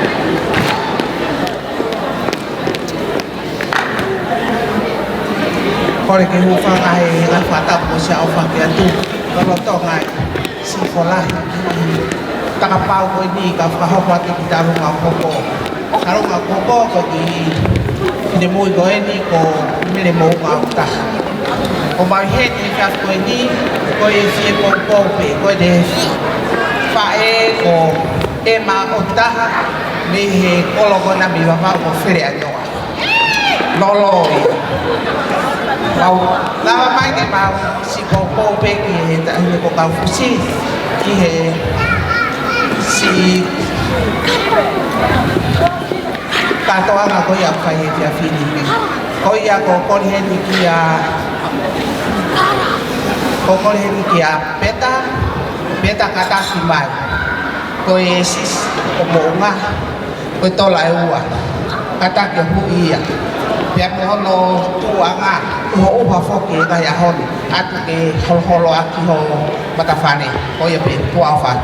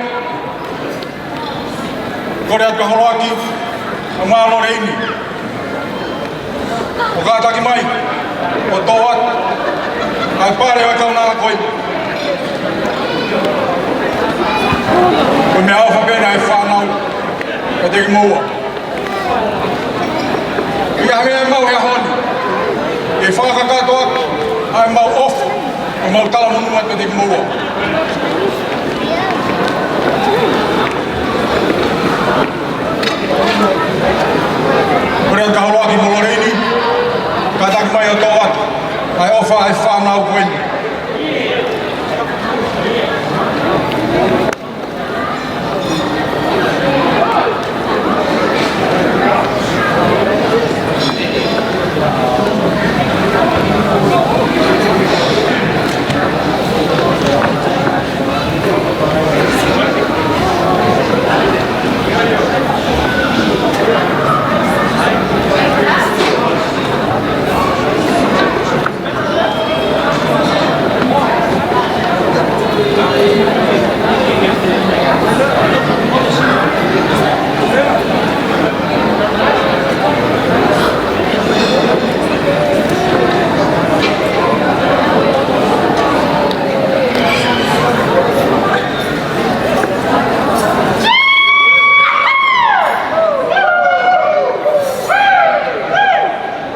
Kore tu kata ke toa tu ai koloa koin.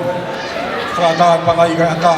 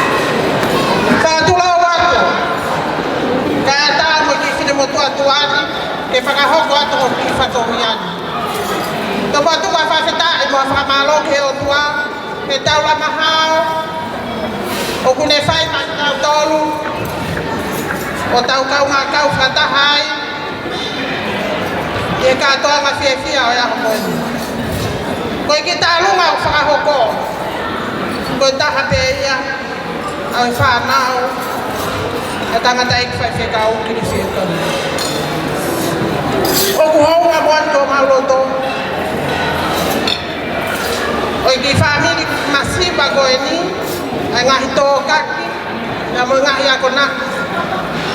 Whakapou mai e tangata e kai whekau. O lawe monua e ki family. O ku he api api e taimi, o ku mauloto ai. Ko ke whai e mau ki taurunga, ka ki mui ia, kou kore at, nai na Elisabeta. Mea mai. O hui e te tepe mau ki tāruna, kai a tae pangai. E hoko ato mau whatorunga malo.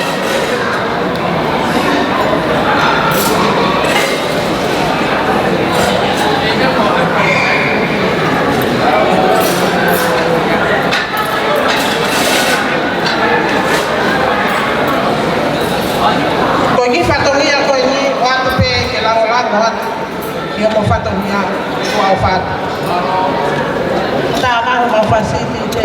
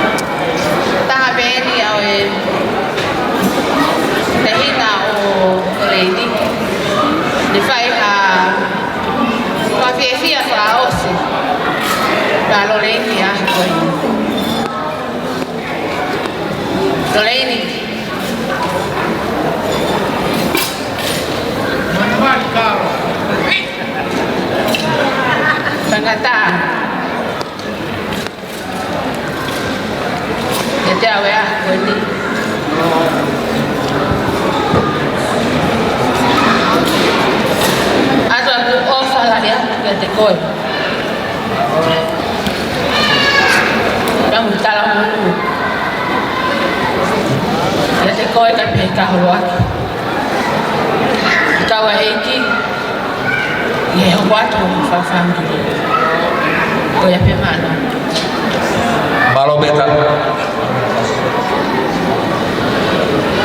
Kalau mau pas-pas mereka kalau lainnya. Pas-pas di. Malo.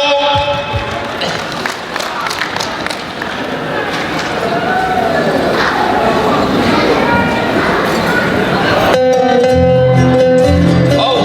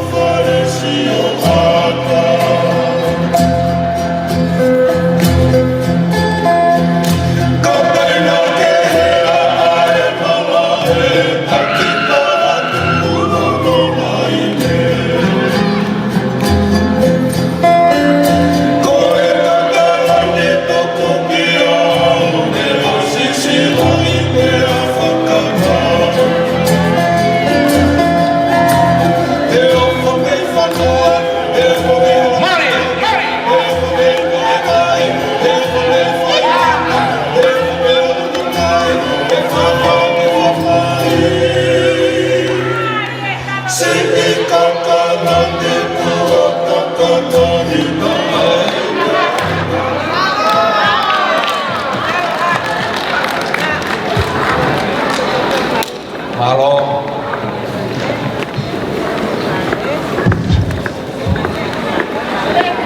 Kau ramai fok yo buai mo tahi item sa youth ai fakatoa sia sika ma fok damen usila.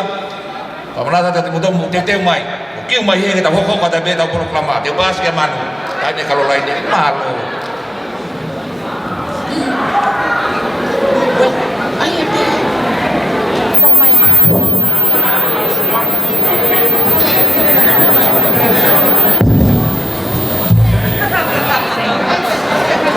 Dio.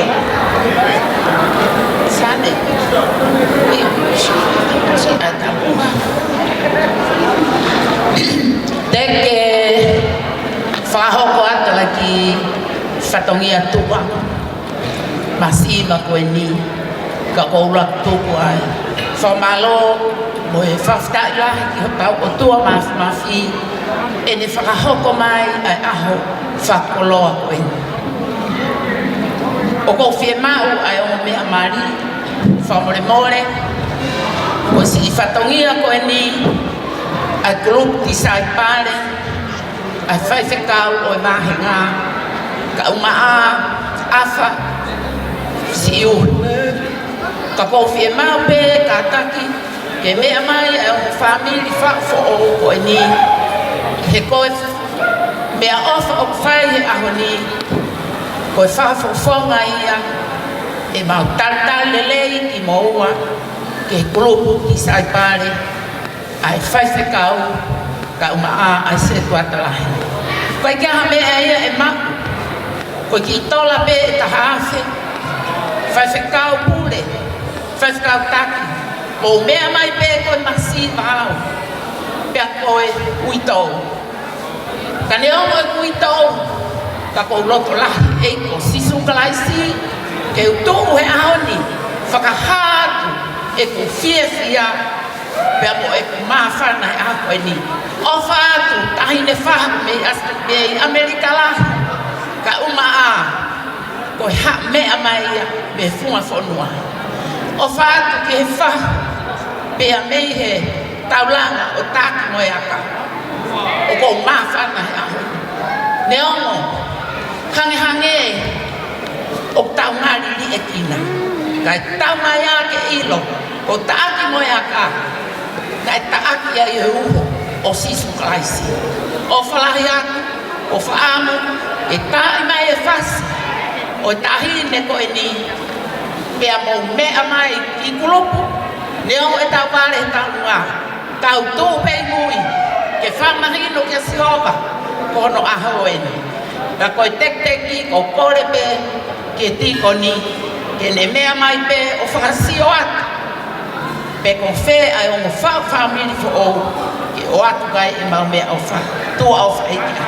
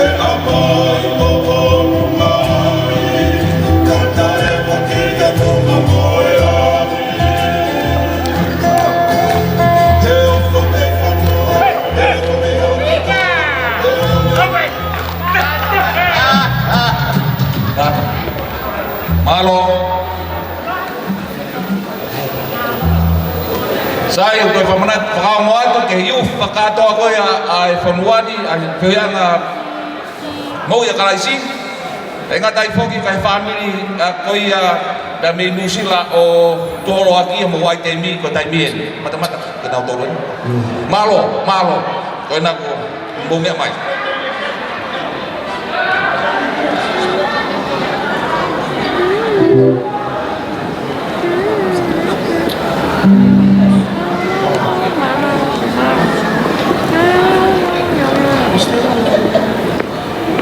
Tulo wat ko le pe ki fa na ma na ko ki fa va na ma le mai mo ya mi ate aro ko le pe ke ma ki mi te tol fa ko ya pe malo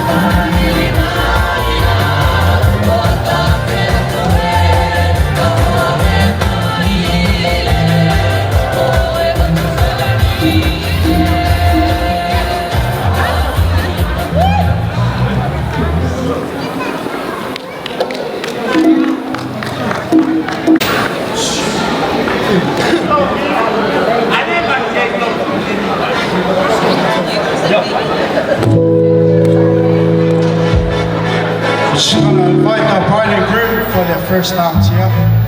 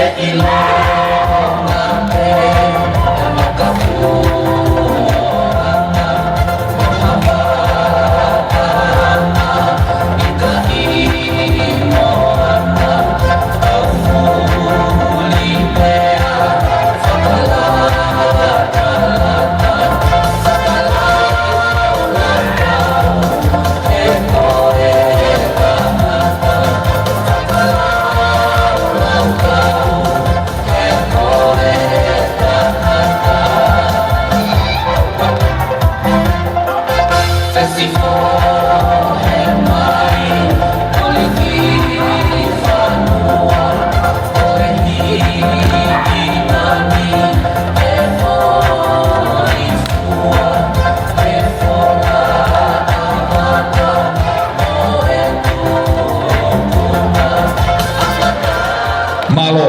Sai koe malo atu. Ka pau ki toa mo ai te mo kata ke toi ki tok hu ma nai. Ka hoko mai tai mine prai to dance. Ya koe ai. Au mau koe kata koe ai hila mo nai mia. Kata mia ai.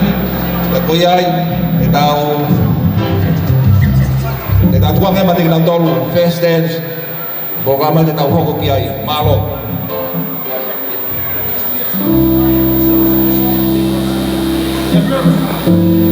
Take my hand and don't let go. While we are waiting for Lorraine, they'll be playing some songs. To your loving. What if you should know how my love goes, and baby stay close. Take my hand and don't let go. We're gonna take it back to Jamaica, man. I'm addicted to your loving. What if you should know how my love goes, and baby stay close. You won't ever have. Hey, let's go. So I've been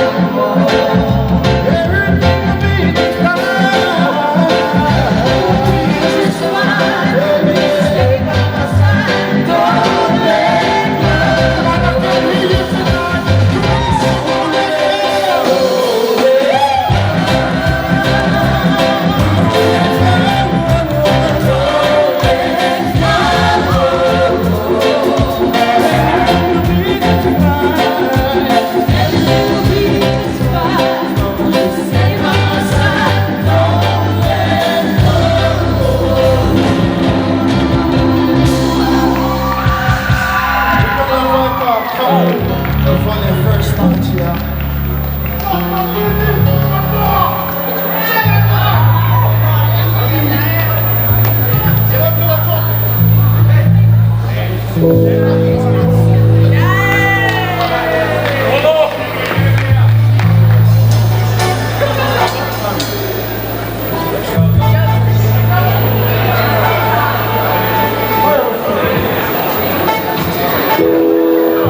Te mai, mea moe, nga in moe o mātua, and we'll join in later. Waka Mari Moni, first dance, Rivet Papo.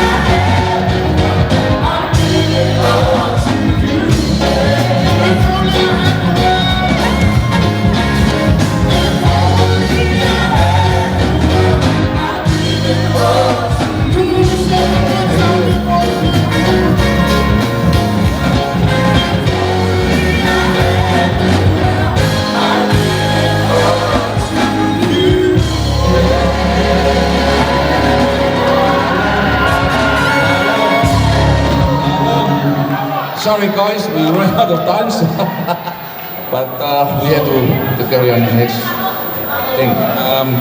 Cái koe whai kamari e koe ni, koe whai kamari e ia si o kia mari, whakaratrai whakamalo, ka te mo tolu hono kotoa.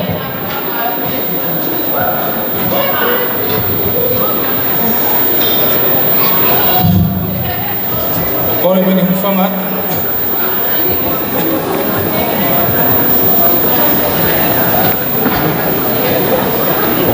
O kore me ke o whanga atu ke mai whakatap os ngau atu e himuan. Ka ata ke whai atu ki ia whakamaro. First and foremost, I want to thank everyone, my friends and everyone for coming out tonight and being a part of me and Lainey's big day. I tend to whakamaro ki ngata he tuku o taimi ka ke lawe mai a onu ke ta kau whataha he ke tuku ta whaka toa pe whamalo te koe e pehe ke toina mai whawhi kau whamalo te whahu lilola te plot tui piliu uhi ka roto mau lalo ka ke tuku o taimi ke lau mai ke tau kau whataha e ahonu. O whalai atu koe, ke pehe ke whamiri. Whamalo ke una, ke pehe ka lupu. Taro ke tuhuta he whanuan, mo e mo ofa i au. He kai ki ngaulanga he ofa. Me ngā hakanaki. He taime nau nofo e moa. Pehe ke whakamalo atu ke toenga whamiri uta mai. Whakamalo atu ke whamiri o whae uta mai. Ko higa tuta whaaki ko tō pia mo whai. Waten o whalai ake mo tōl ko tō. Whakamalo atu ke MC Sam. Pehe ke hainu ko toenga whamiri. Whamalot Juliana. Pehe ke whamalot ke whai tangata waia. Mo toina whamili. O whalai atu mo tolu.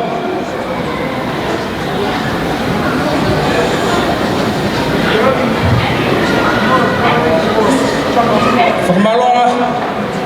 Atu whamalot ke ko matua. Ngahi ofa mo ngahi apena kotoa.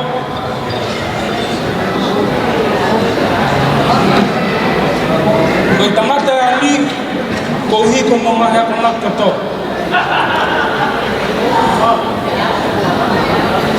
Te o toa toa peho mo ngahi ako naki, mo te au. Last but not least, I want to thank my beautiful wife, Lauleni Tuipolotu. Ko hui ko tari e tamasiva koe, mo ofa e te au. O whalai atu koe Lauleni, te pēko ngā matua. Malo.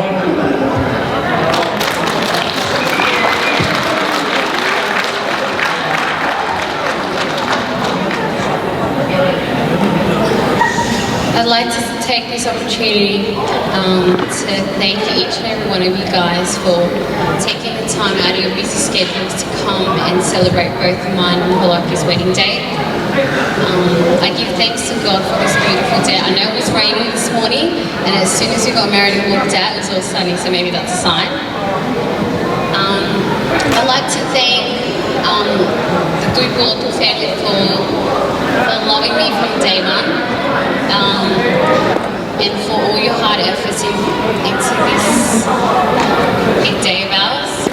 I'd also like to thank my side of the family, my parents, my grandparents, for all your hard work that you guys have done for us also. I'd like to also thank my whahu and the rest of my American family, those who travelled from New Zealand, Tonga and interstate also. I'd like to thank you guys for everything you've done for us. Koe pē mā.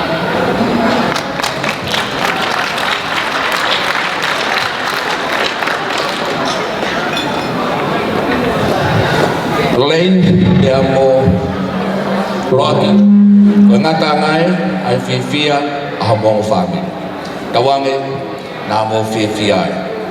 They do say that marriages are made in heaven, and let me remind you too that lightning and thunder are made in heaven too. Ko mau lotu ia, ka hoko mai ai mana mo uhila e whanonga anga no nofo mari ke mama ube hamalo. Ko whamalo la hea te tawhinake ke resi he tau whiohi anga fia o fia koeni. Ko whamalo la hea tu ke tā mea o e aho koeni. Whamalo la hi ke DJ o e aho koeni. Singai whae o whamalo la hea i he wari e tama mo e fia he eki. Ne mo whakahoko mo ofa na tau whana. Si kau ngā whanonga pirikimi he eki. Kapau ne a tō whatongia, te kai wheunga, o kou whakamore atu. Kapau ne iai ha whawhotunga o e whia whini o te tewea i ahau whakaukau, tau ngā tau lea whakataha me kau tau ngā ue ki uta. Ngā tape iai mao. Ka tau mātu atu hono ko toa me, e whia ai eki. Me te au ka te kumotoro o kou tua a whātu. Tau whakawhea na katai kai whekau.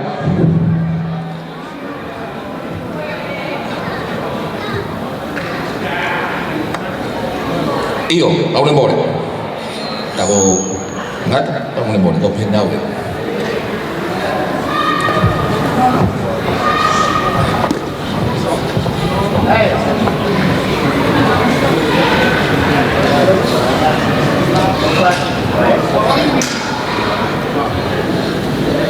Kore ke o whanga pe me tau whatapu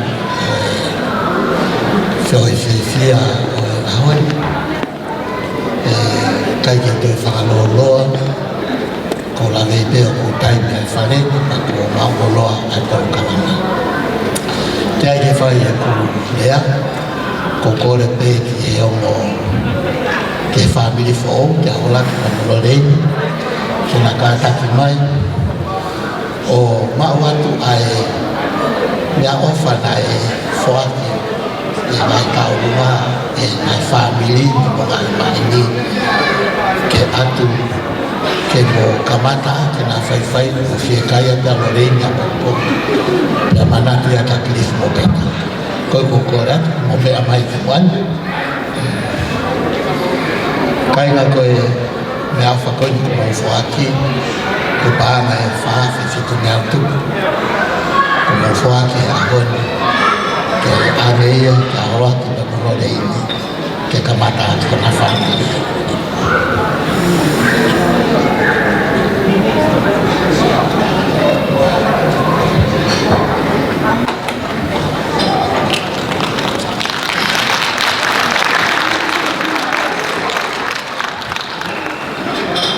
O fie poke pea whina maare koe ni ke o whakamalo atu whawhitai ke o tua i he tāpuaki mo fie fia mo me hanga o whakoro ake a whiri anga a honi e tarupa me e noata o hau mai e ke he whawhina. Whamalo lahi ke holo atu o mo rei o mo lotore rei ke whakakau mai au ki whakahoko homo whamiri whoko. O ke aue e ko whiawhia pa mo e ko maawhana ki ki kau hi ko whakahoko whamiri i loto whare o e mo i whoko ia karaisi. E kai ki ngatai o kua i atu aleli ki e hoko atu i mo whanonga pa mo e kawei whisi mua ko e pau ki eiki ko mo pūre a karaisi i e marui. Whamalo ki he whaiwhekau o vai whanua i he loto maulau kai omi ai whainga maali o e ahoni o oku. Ne ma whelongo aki pe i he pure lulu pia o whahoka ni piai. Te urere atu ki whahoka whamiri whakamore mora o i kai keu teu atu au keu kau he polo kalama. Whia urere atu pe au o tuku ta whaaki e whahoka whamiri o e ahoni. Tau te ai ke wa rei e ku fononga mai neu ki apina ku ai me driver apuna ka kale telefoni ko fa fikau ku ni tala mai ke te au ko i ni wa ki eni o i por kalama mali e fai e turi mai ke ha o fai ai po fa la mali ko me fa fikau e na ko le te pe to mui ka mo fai pe tau ka ta mali ka alo atu pe ka ne o ia na e loto ma la lo pe na fe fe kau ka ne o mi fai na mali mo oku ko tu ia o tau tu e a honi ko fa amo ke wale a pau mo ai family ko ke na fa fe ia o ka na wale o ina ko ne ma winga pe ke kau atu i fola a o tua. Whamalo e mai whakalangi langi ke haku whai. Ka koumo ia e au i tai mila. Hange ko i kukosi peli o ku whakatau konoa. I momo i maulanga. Whamalo e te whakalangi langi a honi. Ke o mo whangi, furaki pe amo no reini. Ko e whawhiawhia ko e ahoni e ngā lope. Ka toa whakamoro o mea ko toa ahoni ko e awhiawhi u ngā lope. Kai ke tui iai ha mea pehe. Osi te ai ahoni ku osi. Ko e mea ke wholofola ai utua.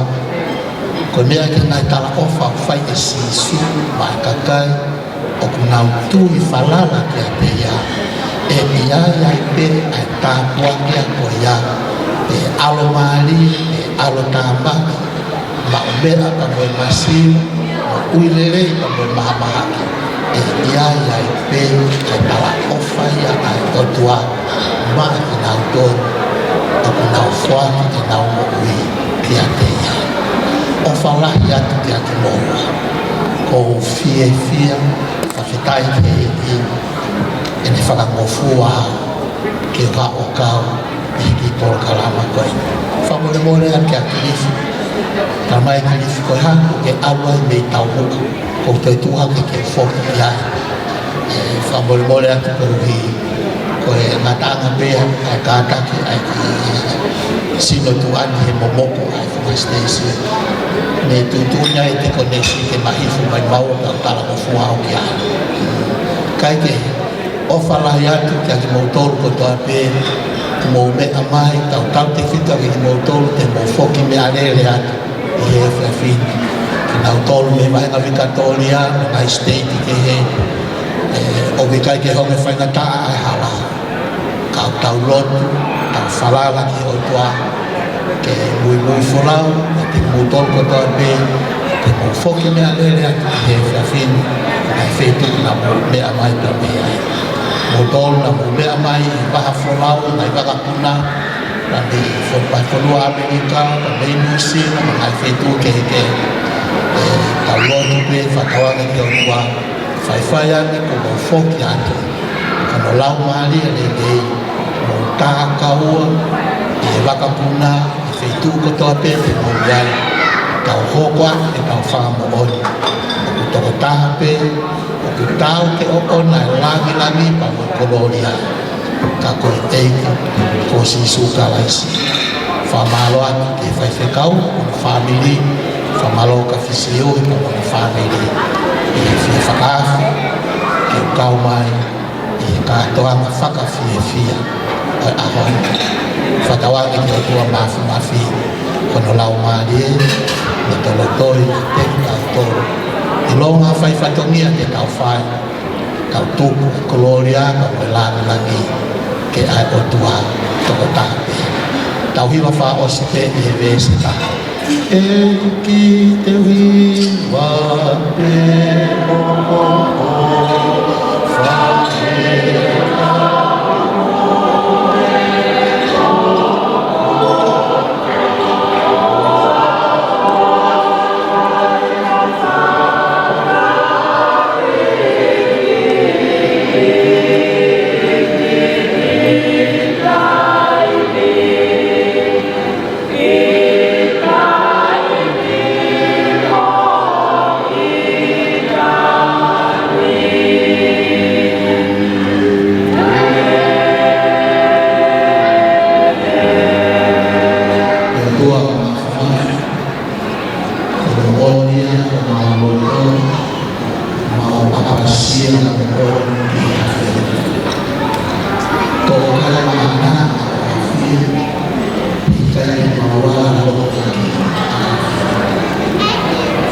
Lord ke mau mau ana Lord ke mau takaki ke mau kotoate i hala ufungani haki takoia folofola kia ya sisu wau pe ai hala mo'oni ya mo'oi holoaki e na molori ne tupurotu o whahoko whamile ahon te mau mātu te mau foki e ngai wheitu tanita ko koe koe mau lotu loto lotoi i hona ki i whamili ihe ahon pa ihe aho kotoa pe o wao ki he mataana e na mo'ui e o tua ma whaafoki atu ai koloria na mwelami nani a fiona tautane i keresa e ko si sumo whala e tua ko taupamai whihutai mamotu no lau mali e ma oni no whaia ki tau tolu ko taute i he hoan pa ki oa nahi kai whai ki tānaka Amen Rahlo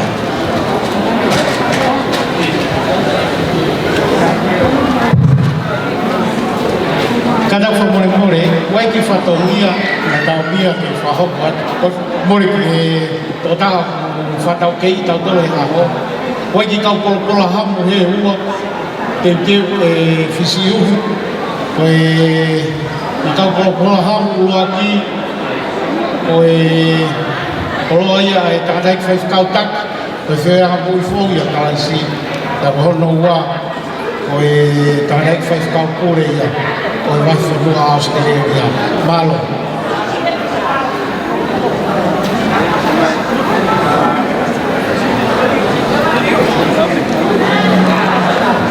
Malo apa kau, bukai itu ni baik kau pun dia sende, kau ni ada kau ni kau nak itu pilih, jolio. Okay, pakai kau faham ngawe kalau faham apa pun faham. Kau iya, malo itu malo. Tak masih.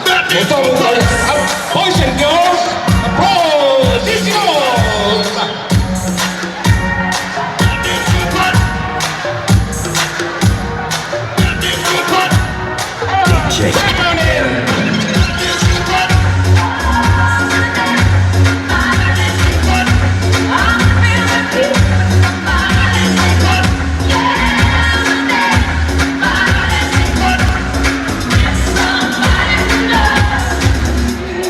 DJ Gary.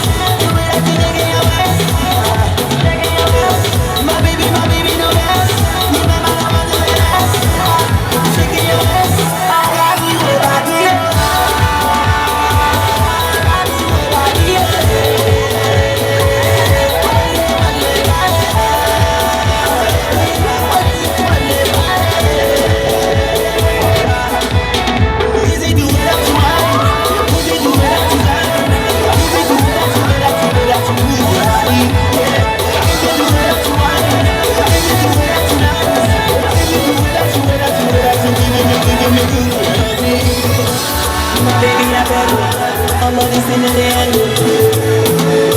My baby, now beg at the bed.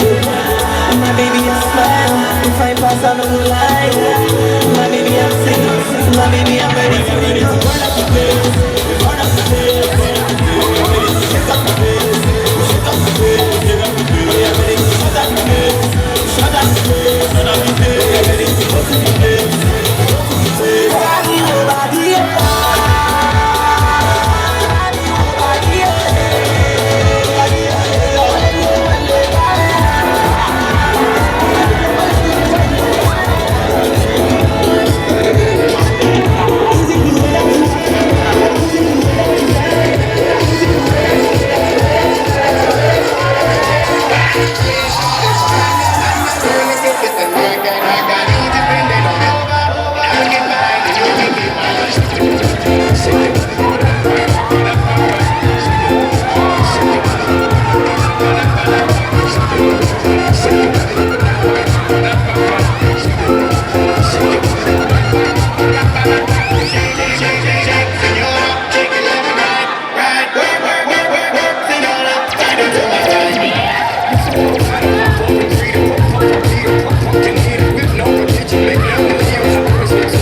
Call me Jada.